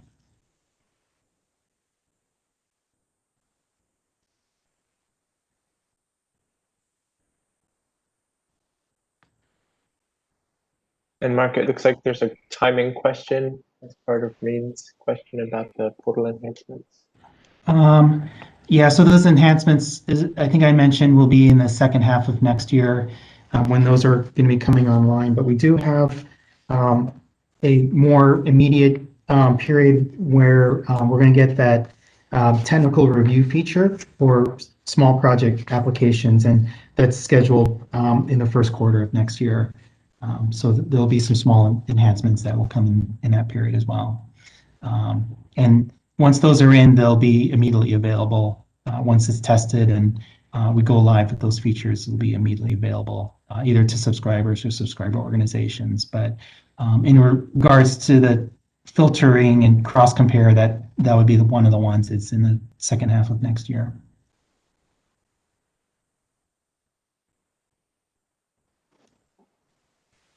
Okay, it looks like next we have the question from Anand Santani. Yeah, again, regarding timing. So when do we plan or expect to meet again with developers to review and get feedback on the portal? So kind of related to Jack's question, we'd like to definitely do that very soon. And we anticipate that this will be an ongoing process. It won't be just one opportunity. But I think that feedback would be useful for folks that are putting together bids to understand what the portal is capable of doing. And so we'll be setting up those reviews in the near future. We haven't have created a date yet for that.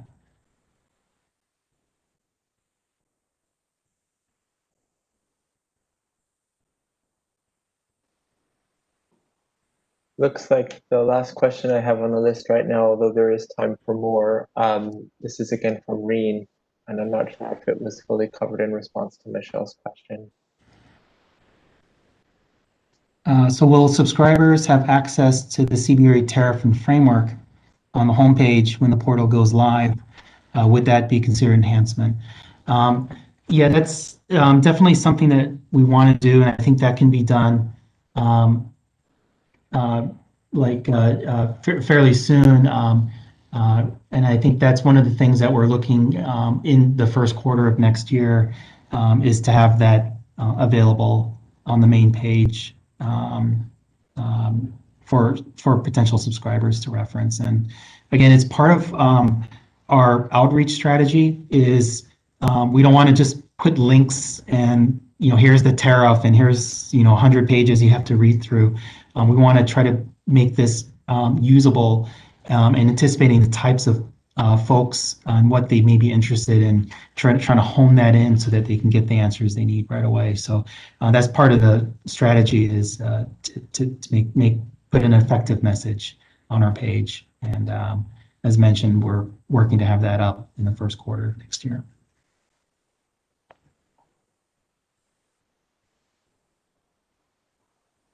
Are there any other questions regarding either the outreach or the portal? Oh, I do see another one from Anand.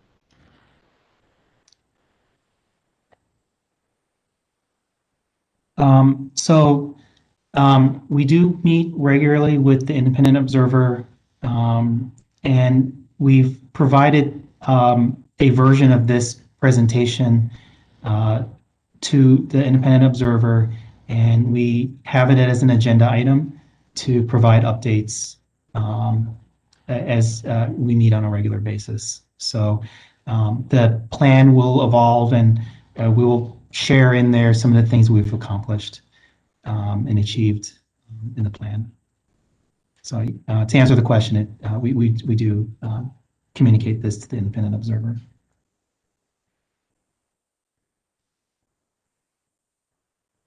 And I guess I didn't just cut the bottom part there about potential developers and organizations.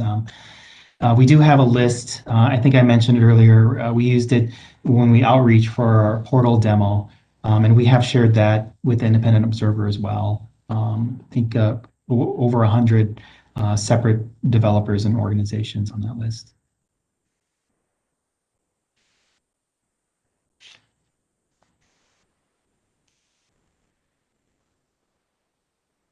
We've still got a few more minutes if folks want to ask questions before we close up. So I'll ask again if there are any more.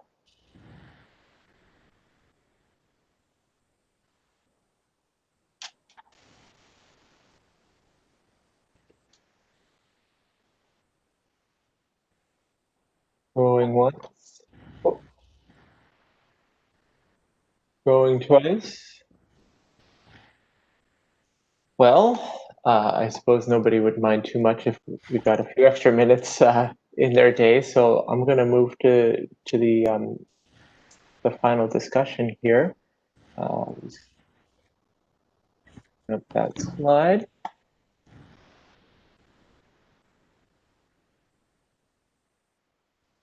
Okay, so the next steps that are established in the procedural schedule, parties and participants have the opportunity to file comments on this draft RFP for the large projects and the associated tariffs. Those are due November 13th, 2020, so a couple of weeks for that.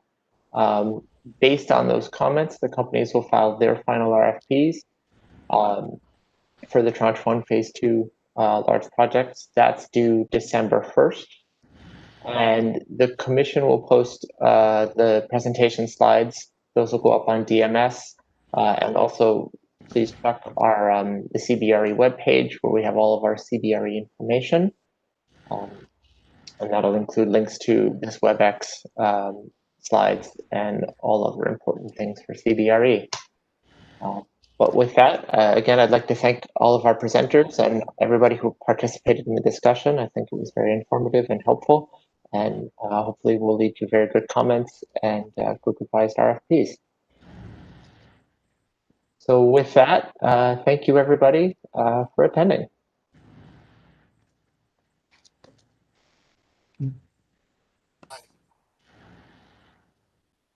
Thank you, everyone.